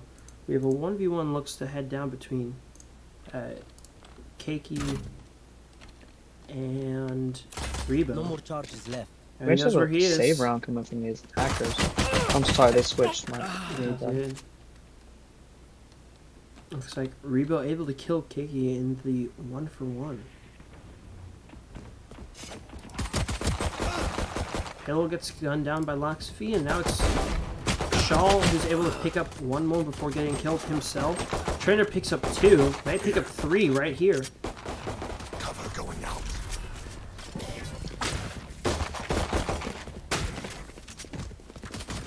He's able to get out of the Cypher cage. He does not want to be in there. And it looks like they're just going to try and run to kill them. Spike has been planted. It's a 2 forced to versus plant. 2. Oh, instant killed him. wow. Trainer with 3.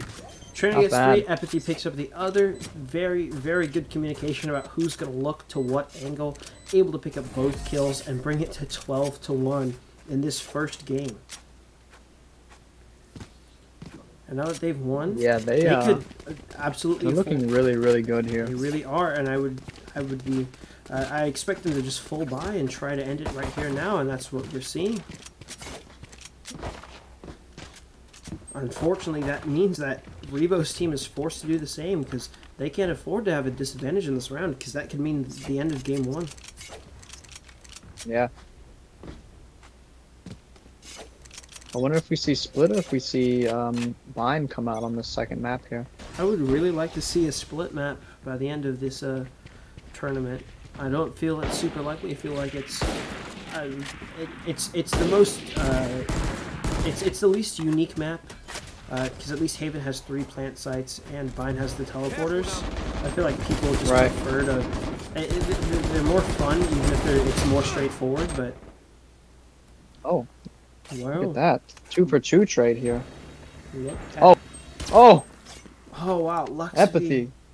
Luck- Madman with the Marshal. And until Luxvy shuts him down. But it looks like now it's a 2v1, and it looks like Luxvy's actually pretty hurt. He's going to plant here. He's very hesitant to do so. He hears people in garage.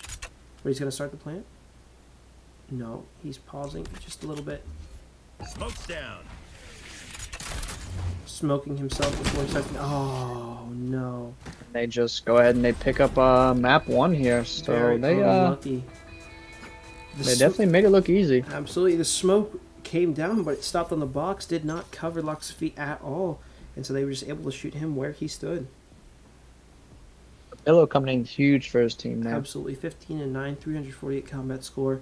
not the best econ rating, but I mean, at the end of the day, he got the kills. He made sure that his team was able to get what they needed to win. Mm-hmm. Yeah, we're seeing. Yeah, looks like we are going to see Bind come in for the second map choice. There it is. Very unfortunate.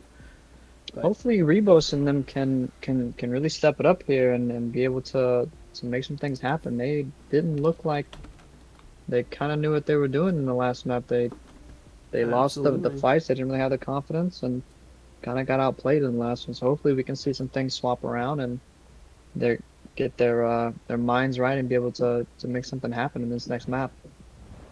Absolutely. So we'll see what they can do to make this happen in Bind. Hopefully they are able to take it to a game 3. We saw Rebirth's team come out and absolutely put on a show for us, handling Rebirth's team with ease, both as attackers and defenders, though they weren't on the other side for very long. But Haven, once again, is one of the most even maps, so maybe now that Bind is coming through very, very defender-sided, we'll see more of a showing by the other teams, by Rebo, as they try and go. Yeah. Yeah, it's definitely that looked very, very one-sided. So hopefully we can get a better matchup here, and then they can get their heads on their shoulders and shoot some heads. Absolutely. It looks like we're getting ready to head into the player select right here, picking their characters before we go into the second game of 3. First game went in favor of Rebirth. We'll see if the second will also go in their favor, or if Rebo's team will be able to make a return to form and make it 1-1. And it looks like we're headed in. Here we go.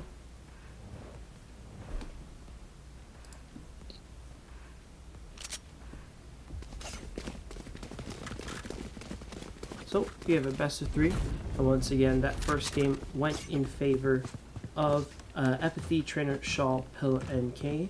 They are attacking first. It's like both teams opting to pick the same team comps here, so hopefully we see some better gameplay coming from Rebos. Yep, here we go. So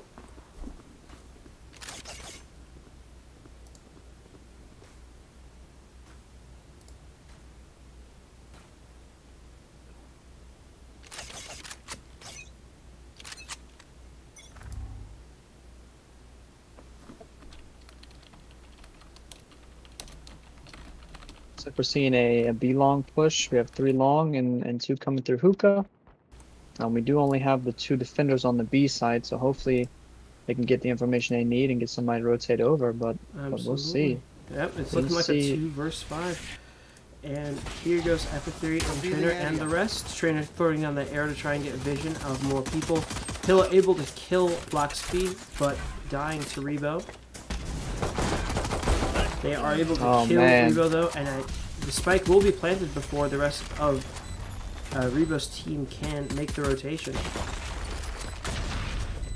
Oh, but that's a pretty big breach disorientation. I don't know if it's going to work and be enough. Apathy picking up 1 with the ghost. Almost able to get 2. Cam Carrot picking up Apathy. Look at that. Cam Carrot has a 1v3 on his hands and just gets taken down. Yep. Shawl, super accurate with the classic pistol. Good save round for him. Able to get some kills without spending a whole lot of credits. Buying a Bulldog in the second round. Wow, they're going for the full buy coming in. Full buy already. Man, they are very, very confident in their ability to win this next round.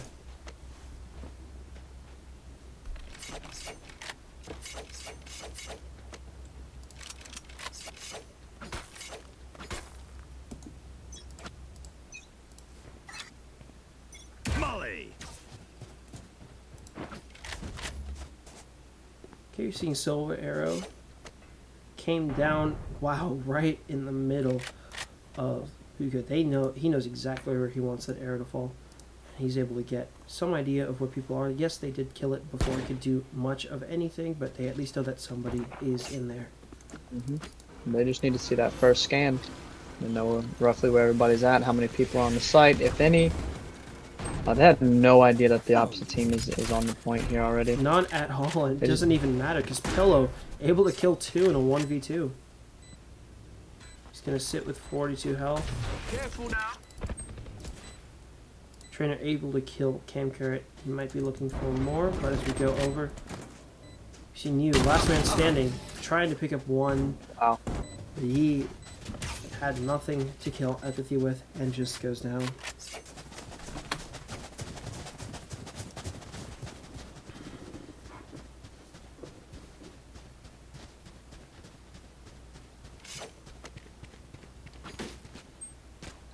Looks like a very similar strategy here from Rebirth here, just kind of running it down B long and just winning. Absolutely, for the second time I in mean, a row. If it ain't broke, don't fix it. Exactly, exactly. Let's go ahead and watch Trainer. He knows where he wants this arrow. He's going to put it there every single time. Let's watch where it lands. Right there in Hookah. They know that no one's there. But it looks like picking up Rebo's Trainer and Empathy. Wow, winning that B long trade there. absolutely big for them. It's going to make it a lot harder for Rebirth's team to try and push up and take these kind of fights. They are now at a man disadvantage almost wherever they go. Stealthy getting 1 on the pillow. It's now 2 versus 5. Very, very good for this team. Loxby is going to see Key and kill him just right through that brimstone smoke. Wow. Yeah, they turned it around on this one. It is a 5v1 for Shaw here. Let's watch Shaw as he's very... Oh, get shot from behind. They get him. This is the gameplay that we want to see out of Rebos here. Absolutely. Pick up those entry frags and then use it as momentum to carry you through the rest of the match. Absolutely, absolutely. It looks like Rebirth's team may be regretting their early full buys, left them without a lot of econ in that position, and now it looks like Rebo has been able to use that to come back and start to turn things around. Both teams now full buying. Yeah, we'll see. We'll see. You notice that you see a lot of Phantoms being played in the majority of these matches, whereas you know, you hear a lot of people talk about how good the Vandal is and everything like that, but the Phantom has been the most popular weapon by far between this Tuesday and the last Saturday tournament that I was in. It's just everybody prefers the Phantom. It's I mean, you see a handful of Vandals come through, but mostly they all pick Phantom. Yeah, I will say the Vandal really is more a defender gun than anything. It can one-shot headshot from range, unlike the Phantom, because its damage does drop off. But when you're going to these close fights and these encounters where you're being aggressive and you're looking through corners, the Phantom just has more damage. Right. It's higher fire rate, and similar damage close range means it's just going to Absolutely. do a better job. Yeah, you get more damage out sooner with the Phantom at these close angles. Absolutely. We had Niu come in and picking up that kill on, I think he got both of them. I think he did bathrooms as here. well. Wow. Some people going through the teleporter. Cam Carrot trying to peek out with his Vandal ever so slightly, hoping to not get caught by The duel between Key and Stealthy here. Stealthy does pick up that kill. We're looking at two rounds in a row here. Revealing area. He goes Cam mute. Carrot picking up Trainer. Absolutely huge. Empathy for their trying team. to wall himself in, but he just loses the gunfight. And there's Wow. second round 1 for Rebo's team, tying it up at 2-2. Yeah, this is a huge turnaround from last game. They look like they know how to play the game now, whereas before they were just kind of getting stomped, but now they're actually putting up a fighting chance.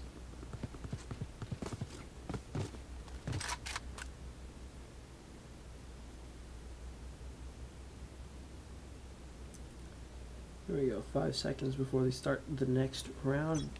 Looks like Rebo team able to full buy and keep the guns that they had.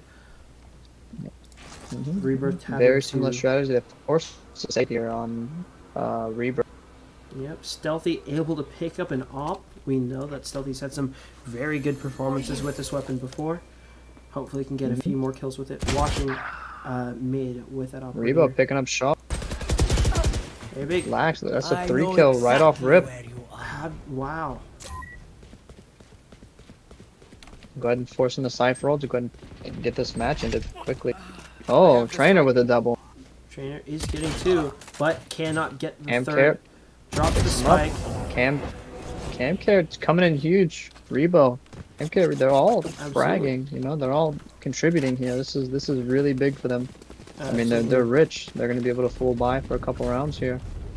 Especially after, I'm sure the disappointment they were feeling after their performance in the first game. Watching them come back 3-2 is very, very good.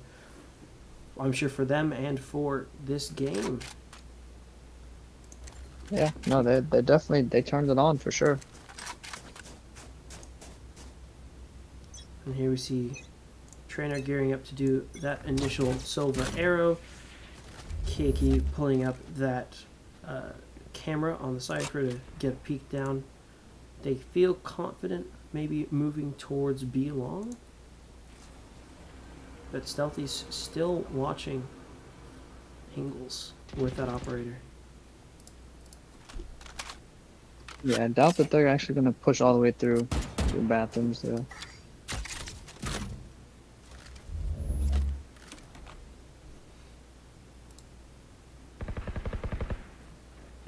Nowhere to run. Oh, he picked up a kill with it. Oh, almost 2 kills with it. And there's Keiki able to pick up a kill on the Loxaphy. No more charges left. Joke's over. You're dead. Shaw's planting the spike. Pillows able to get a kill onto New during that ultimate. Cam Carrot trying to take out that arrow, dies in the process. And Stealthy just gonna stay where they are, save that operator for the next round. Yeah, that's definitely smart. I mean, they're going to have enough money to buy no matter what. So might as well not, you know, risk the most expensive weapon in the game. Absolutely, absolutely. Keep their economy. Somebody's correcting me in the chat. It's Laxify, apparently. Very, very, very sorry, Laxify. Will remember that from now on. Thank you. Sometimes the names can be tough. Absolutely. The more help, the better. We are always grateful for any pronunciation guides you guys can give us. If you happen to know the players. We still don't know if it's Niyu or Nayu, but it's both. I don't know if it's Keiki or Key. We're learning here.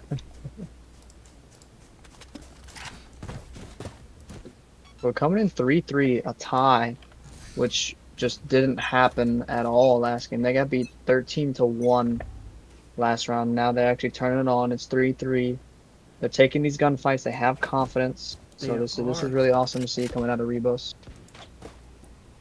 I'm very glad to see a lot more of a fight this game. But to play devil's advocate, I worry that this 3-3 may just be because it is a defender-sided map. Maybe this advantage is due to the map itself. We would expect on the defender side of the map maybe to see a little less of a tie, to see a little bit more rounds go over to the defending team. Hopefully, this is an indication of an improved team coordination, improved team planning. But this is something to be watching as we start to approach these rounds. Oh no! Massive. Laxify spotted out by the Silver Arrow. There's 5 people. They're trying to take him down and gun him down. Wow, they still haven't rotated their 2 people yet. Keiki getting a kill on Kangaroo. Laxify killing Shaw before getting taken down by Trainer himself. And Empathy's just going to go ahead and plant that spike right where it is. Wow. And once again, we see Stealthy. He's not opting to take the 1v4 here with the op. No, when you have to save it once again. When you have a gun of such low fire rate, I don't know if that's the move. Very interesting arrow coming from the Sova, actually. Very interesting. They might peek it. Stealthy misses the first shot. Might just have to run. I don't know if you want to take this just in case. Just hoping to make it 2 showers. Oh no, not able to get it.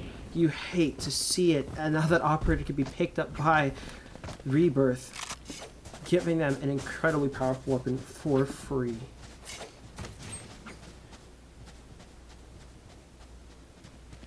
And it looks like they're going to head over to B once again. Yeah, I mean, it's working for them. They're able to take it. They just struggled a little bit with Lax. They're taking a couple of early frags and being able to kind of shut down their push. And see if they can make it happen again. They really need those opening frags. They really, really do.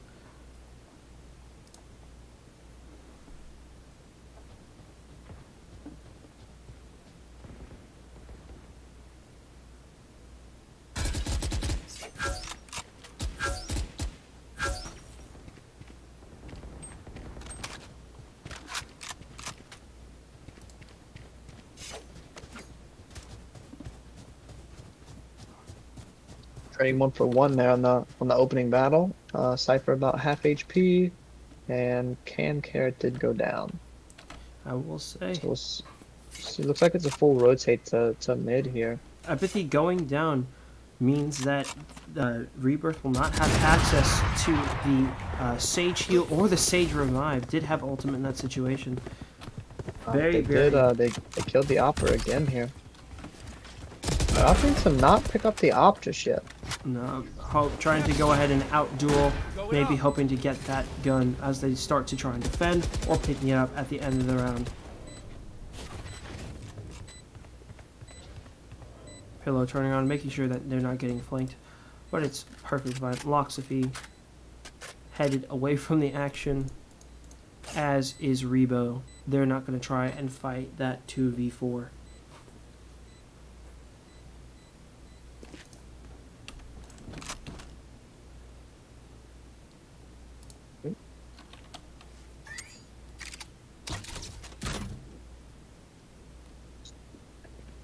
I mean, very standard stuff here coming from both teams. Really, they know they're they're spreading coming. their defenses around. Oh, Rebo able to pick up Rebo one. does kill key. Another trade. And oh, Rebo with 3. Rebo with 3, He able picked to. up 3. Wow, very big, very That greedy was of all of them. Rebirth. Very greedy of Rebirth to want to go ahead and get those kills when they could have just let the round end and made sure they all had their guns at the end. This goes here. It's big for their economy. Very, very much so. Very big. Oh, this is a nice spot. Seeing this B push once again, leaving the Phoenix kind of lurking around A here. See, catch anybody rotating, see if they can pick them up. Absolutely. Do have the aggressive push from the Sova Yep. and Sage here through the bathrooms. Very aggressive. That's exactly what this Brimstone Trainer and trying to get. Phoenix are here to do. And once again, Apathy goes down. 2 for. There we go. 3. This is good for the defending team. This is really, really good for Rebo. It's 2 versus 3. There's no one to try and heal Camcar, who's been taken down to about half or so health. Or Laxify, sorry. Laxify.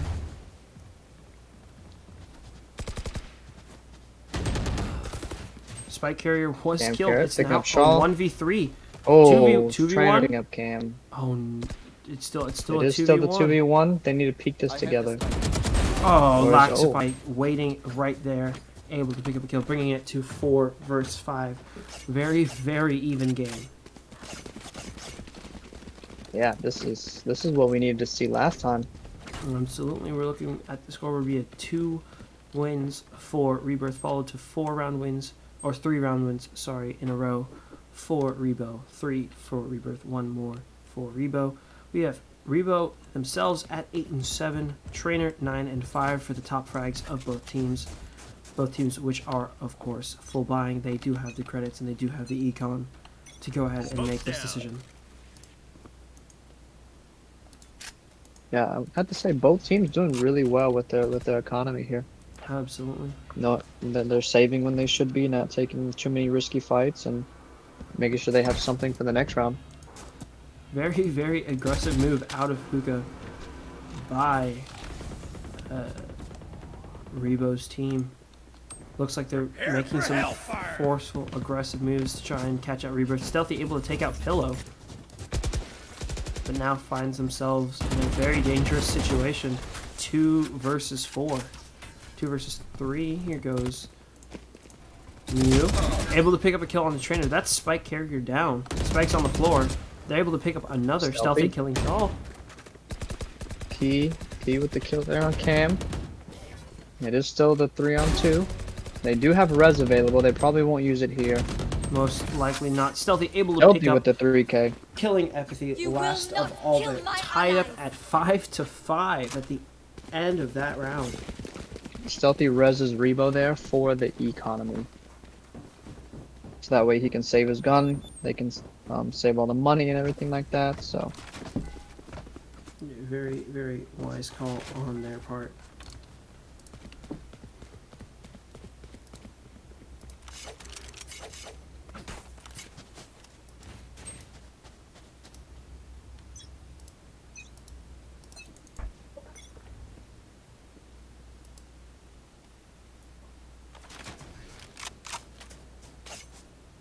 Here we see some more aggressive moves towards B long. Empathy, Trainer, and Keiki. I'm trying to see what they can make anything happen here.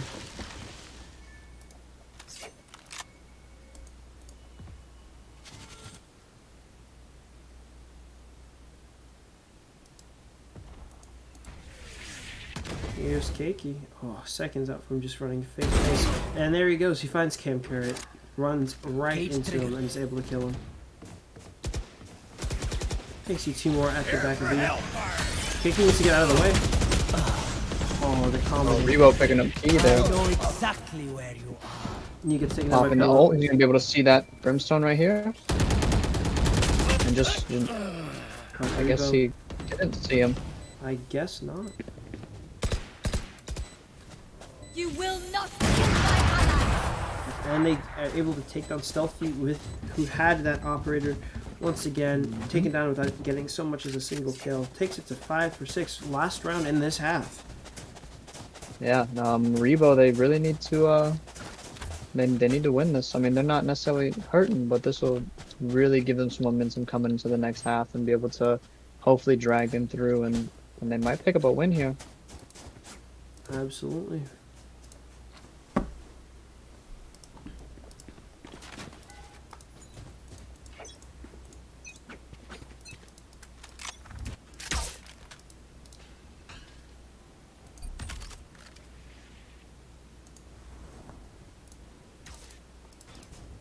They found my wire. So far, Rebirth pretty spread. Yep. And we see the same trio, Empathy, Trainer, and Keiki, trying to make it through into B like they have every time in the past, as the rest of their team starts to rotate towards their position. Yeah, they just have the Phoenix and the Brim partially rotating or going to A, just to kind of catch anybody that might rotate or try to flank around behind them. Keep picking up Cam there. Yeah. Able to get those tap shots out and take him down. Gets taken out by Rebo. Rebo picking up Key. Oh no, he shot him through the wall. Gotta be careful. We have Lax on site. Oh, gets picked up quick. And here's Stealthy. And we do have Stealthy. Stealthy, it's a 1 versus 4, but I mean, they should make a move no matter what. It's the end of that round. It doesn't matter if you die. At least you have a chance, and they're starting out by killing Trainer. Oh, it's unfortunate. Able to take out the Phoenix ult, but is not able to kill Empathy at the same time and dies. 7 versus 5. Alright, so I'm very curious to see what kind of different strategies that they're going to bring on the attacking side. Looks like they're going to try a couple A pushes, whereas Rebirth just kind of ran B almost every game. I think Rebirth ran, yep. As we can see, Rebirth is a team which doesn't try and outthink opponents, they just outplay them, and they're quite good at doing it. Yeah, I mean, they're confident in their gunfighting ability, and they take the fights, and they win. Absolutely. I saw Keiki, Trainer, and, let's see, Keiki, Trainer, and Empathy just go through B long and hookah, sending 2 long, 1 to hookah almost every single round, and it worked almost every time. Yeah, no, they definitely have that. They have that strategy down for sure. able to take out that Sova arrow before it reveals anything. All they know is there's at least one person in showers. Maybe they don't know that there are 3 people trying to make their way through quietly. We have the other members of Rebo's team making their way through mid. Sophie picking up Pillow. Looks like Cam picking up Trainer. That is the 2v1 trade, 2-for-1 trade. They do have the full rotate coming in here. Both going heaven. Just have the one coming heaven now. Wow. Stealthy planting Coming in spike. huge here with the 3K. Very, very big freaking carrot. Cam's gonna be looking to flash. Let's pick up that kill. Oh, Apathy able to kill Empathy with Camper. 1 HP actually able to win that gun. Able to get 2. Oh, both killing of you. Actually huge. Picks up the ghost for free. That heal's not coming up for another 15 seconds. But It it's- might. May not be coming up for 15 seconds, but they cannot afford to wait that long. That 15 seconds would mean that the Stealthy bomb just down. taps him in the head. Does lose the ghost, but it was a ghost picked up for free, so at the end of the day, nothing ventured, nothing gained. But yeah, we were looking 7-6. Very, very close match here. Very close. Absolutely, and for a map that is usually defender sided, it looks like the attackers are actually the ones picking up the round wins. Yeah, no, they looked really good. Rebirth still looking good, doing what they do best, and Take out Cypher's Rebirth's just tools. trying to kind of find their own groove here and pick up some kills.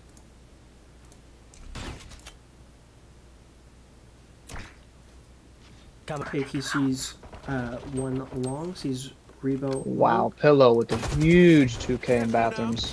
Bomb Wow. down bathrooms. 2K with the classic pistol can just grab a gun for free. It's a free spec for 1,600 credits that he didn't have to spend. Wow. Absolutely huge for them. Niu able to pick up Niu Shaw, here though. picking up 1.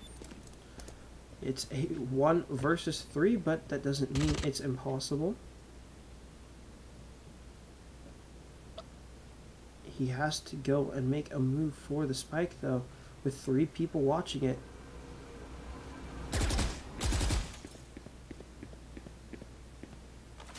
Revealing area. Too many people for him to deal with. Maybe Very if good it was- try. Very, very good try. Maybe in a 2-for-1 he would have had that. That was a very, very smart vision arrow right there. Showed him one, had an idea where the other was. Unfortunately, the 3v1 scenario very difficult to win. Yes. Keiki showing This is all of nice. the things you can do with Cypher's trip mines, putting one diagonally to Yeah. block off all of Huga. Yeah, pretty much. Yeah, looks like we have a full save coming out as well from Rebo.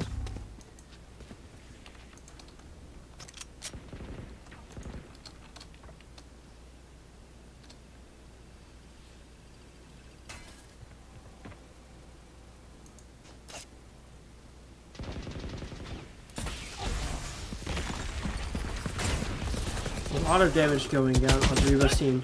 2 of them taken Wow, out, picking up 3 of them 3 down. kills almost Wow. immediately. Trainer gets 3. Shaw picks up the last kill on Niu. Breaks it to 9-6.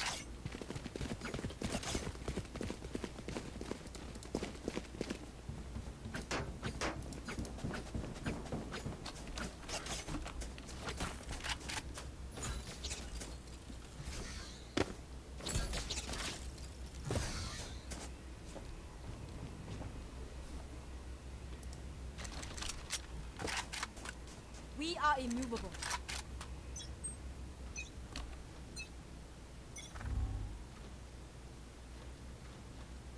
Yeah, the scores are bugged, but if we do hit tab, then it does show the correct scores for the correct team. Yep, so I'm going to go ahead and hit tab. That you are looking at Rebirth is now defending. They are the bluer team. Rebo is the red team. It is 9-6 in favor of Rebirth, who is 1 up in this best of 3.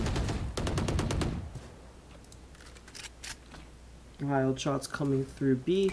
didn't actually end up hitting anybody, but that's not all that matters. Oh! Wow. Pillow getting off there. Wow, what a shot. I have the spike. New able to pick up one more, making it a 5 versus 3. Until Schalke's New bring it to 4 versus 3.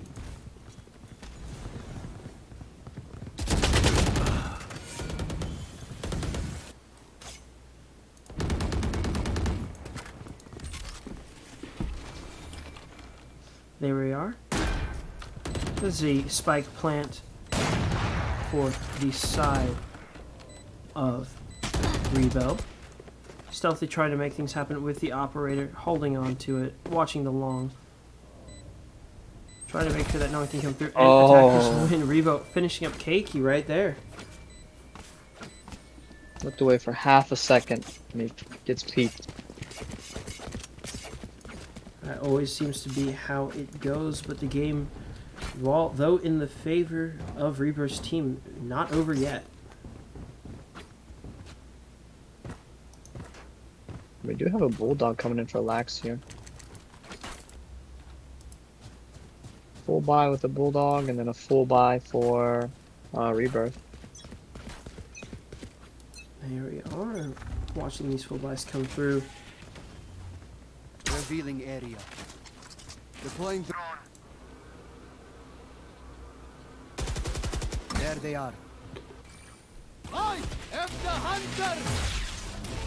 New goes down coming out. with Silva ult trying to pick up one, not able to find any. Shot that. He did hit the Brimstone. He does immediately shock dart himself though. Off your feet! Smoke's down. Joke's over! You're There goes the breach ultimate. Wow, Cam Carrot tries to kill, but Pillow able to pick Pillow up with a 3. 3K. Last one picked up with They the found my wire. pistol. Had to reload, instead decided to swap You the will pistol, picked up not the third kill kill. my ally. nowhere to run! Down you go. Shaw gets a kill on the Lax feet through smoke and showers. Oh, she died to the... Wow, Pillow with 4. Wow. Oh man, report Shaw stealing the ace from Pillow. So close, but yet so far. I can already hear. I can almost hear Pillow raging right now to his teammates. You hate to see it, but still spectacular performance from this player. 17 and a absolutely incredible. Yeah, no, for sure. He's definitely been showing out these last 2 games, that's for sure. Absolutely. Honestly, all of these players have. I mean, 17 kills, 16 kills, 13, 10, and 7. Are very, very strong numbers, considering that we are only in the 18th round. Oh yeah. It's like the Rebo's here favoring to go A most of the time. Trainer able to get a kill on Salty, Pillow filling up Black's feet. 3 Wow. down almost immediately. Picking up 3 right away. Wow, my eyes are down. 4 versus 1. Here goes Rebo, trying to do what he can. He doesn't want this game to go 11-7, and he cannot quite Ran stop out with the it. 3.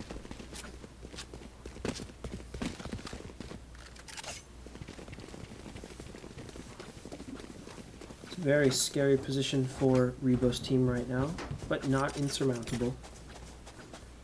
That goes there. This goes here. Oh, this is a nice spot.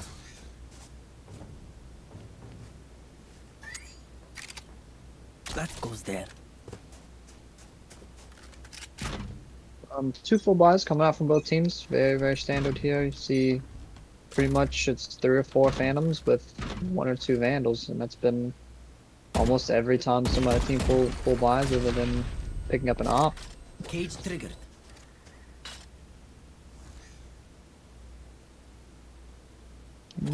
Opted to send 2 people B long this time. I don't know if they see the Cypher right here. They do have the trap there. Key picks up Cam. Cypher's probably just gonna full rotate back to his team here, try to assist where he can here on A. I have know spiked exactly down. where you are. Rebo, Oh, we do have Rebo's team picking up a the spike. Rebirth Cypher with that ult there. Key picks up Rebo.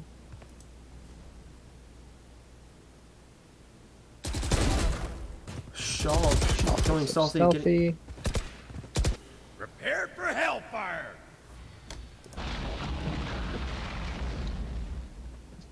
Crimson ultimate not actually going to catch out anybody.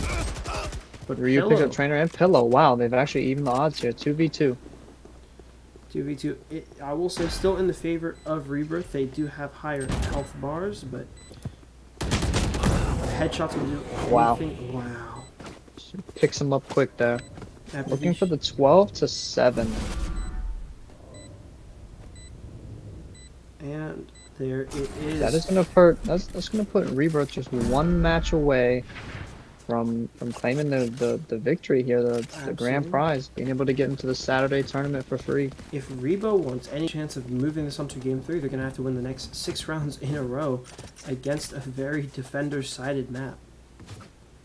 They can. They've shown that they can do it. Well, This goes here, that goes there. Let's watch them do this.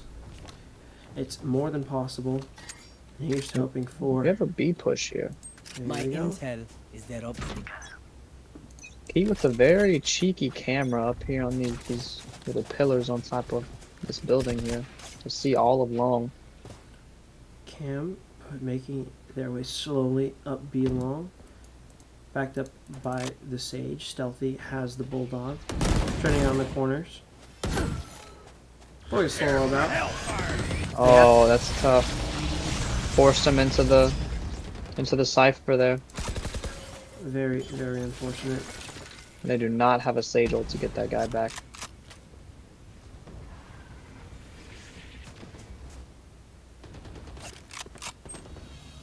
Stealthy with the boost. Oh, there goes Stealthy. Pick up the kill on the Keiki. Picking out. Wow. Stealthy takes out Epithy. Does he get 3? Oh, he does fall off that wall though. Looks to grab. Oh, he does have his ult. He's gonna look to res. Damn correct. Keep it the 4-on-3 here. It is down to 2-on-3. Wow. Wow. Able to GG's. pick up last team. GG's. And Rebirth are your champions. Rebirth, champions of GameSync's qualifying tournament this Tuesday night. Able to pick up the last few kills they needed. Pello really coming through very strong. Again, top of the charts just as they've been for the last few games. 296 combat score. 20-10-4 KDA. Just absolutely insane. Yeah, that's... Wow. I'm gonna look to get some interviews here going on after the game and see if we can pick apart some of the brains of the winners here. Absolutely. I would be very, very excited to go ahead and see that be the case.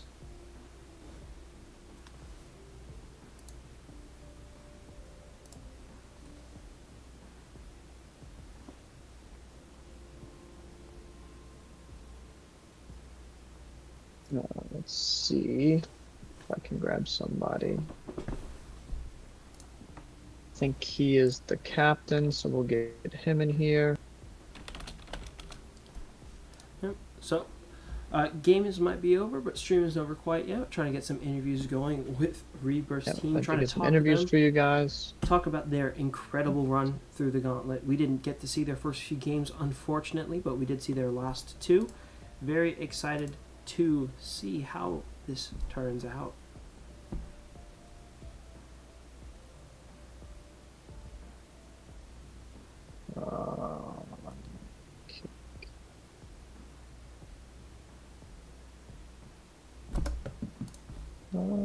Actually can't find Q.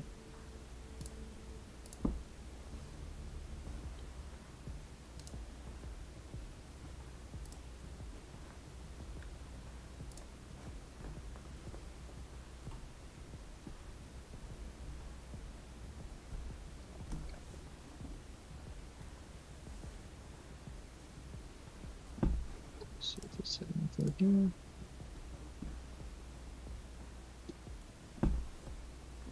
Trainer, we can do it right now.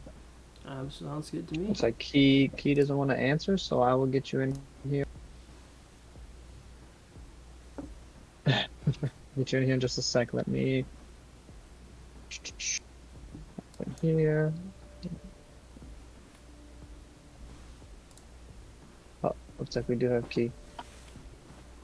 Sounds good to me.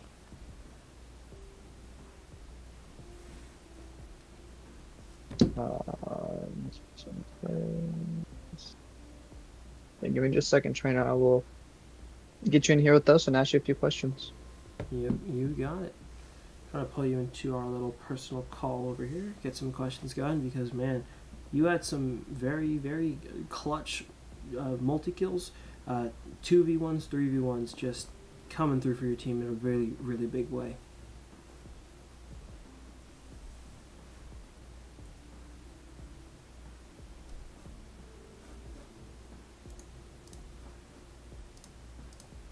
Oh, apparently they want to do pillow and trainer at the same time.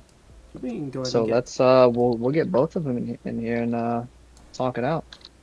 works for me. I'm very excited. Get the I have trainer here. Give me 1 sec. Let me find pillow. Oh, actually, he can pull pillow in.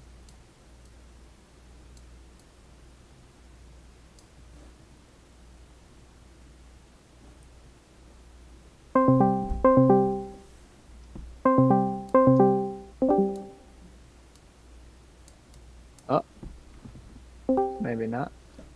oh, Alright. Hey man, what's up?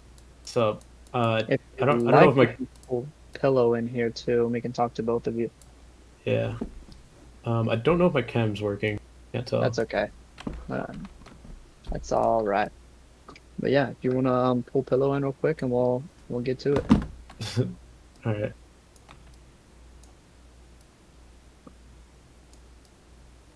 Uh,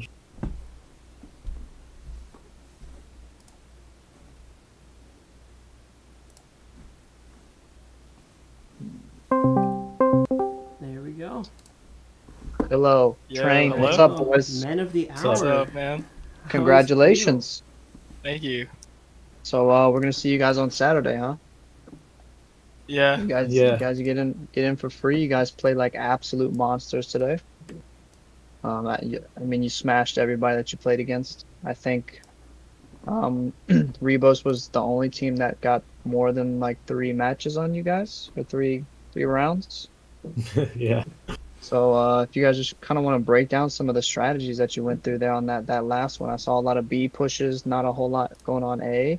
Is it just a confidence thing? You guys just kind of know it, or what's going on?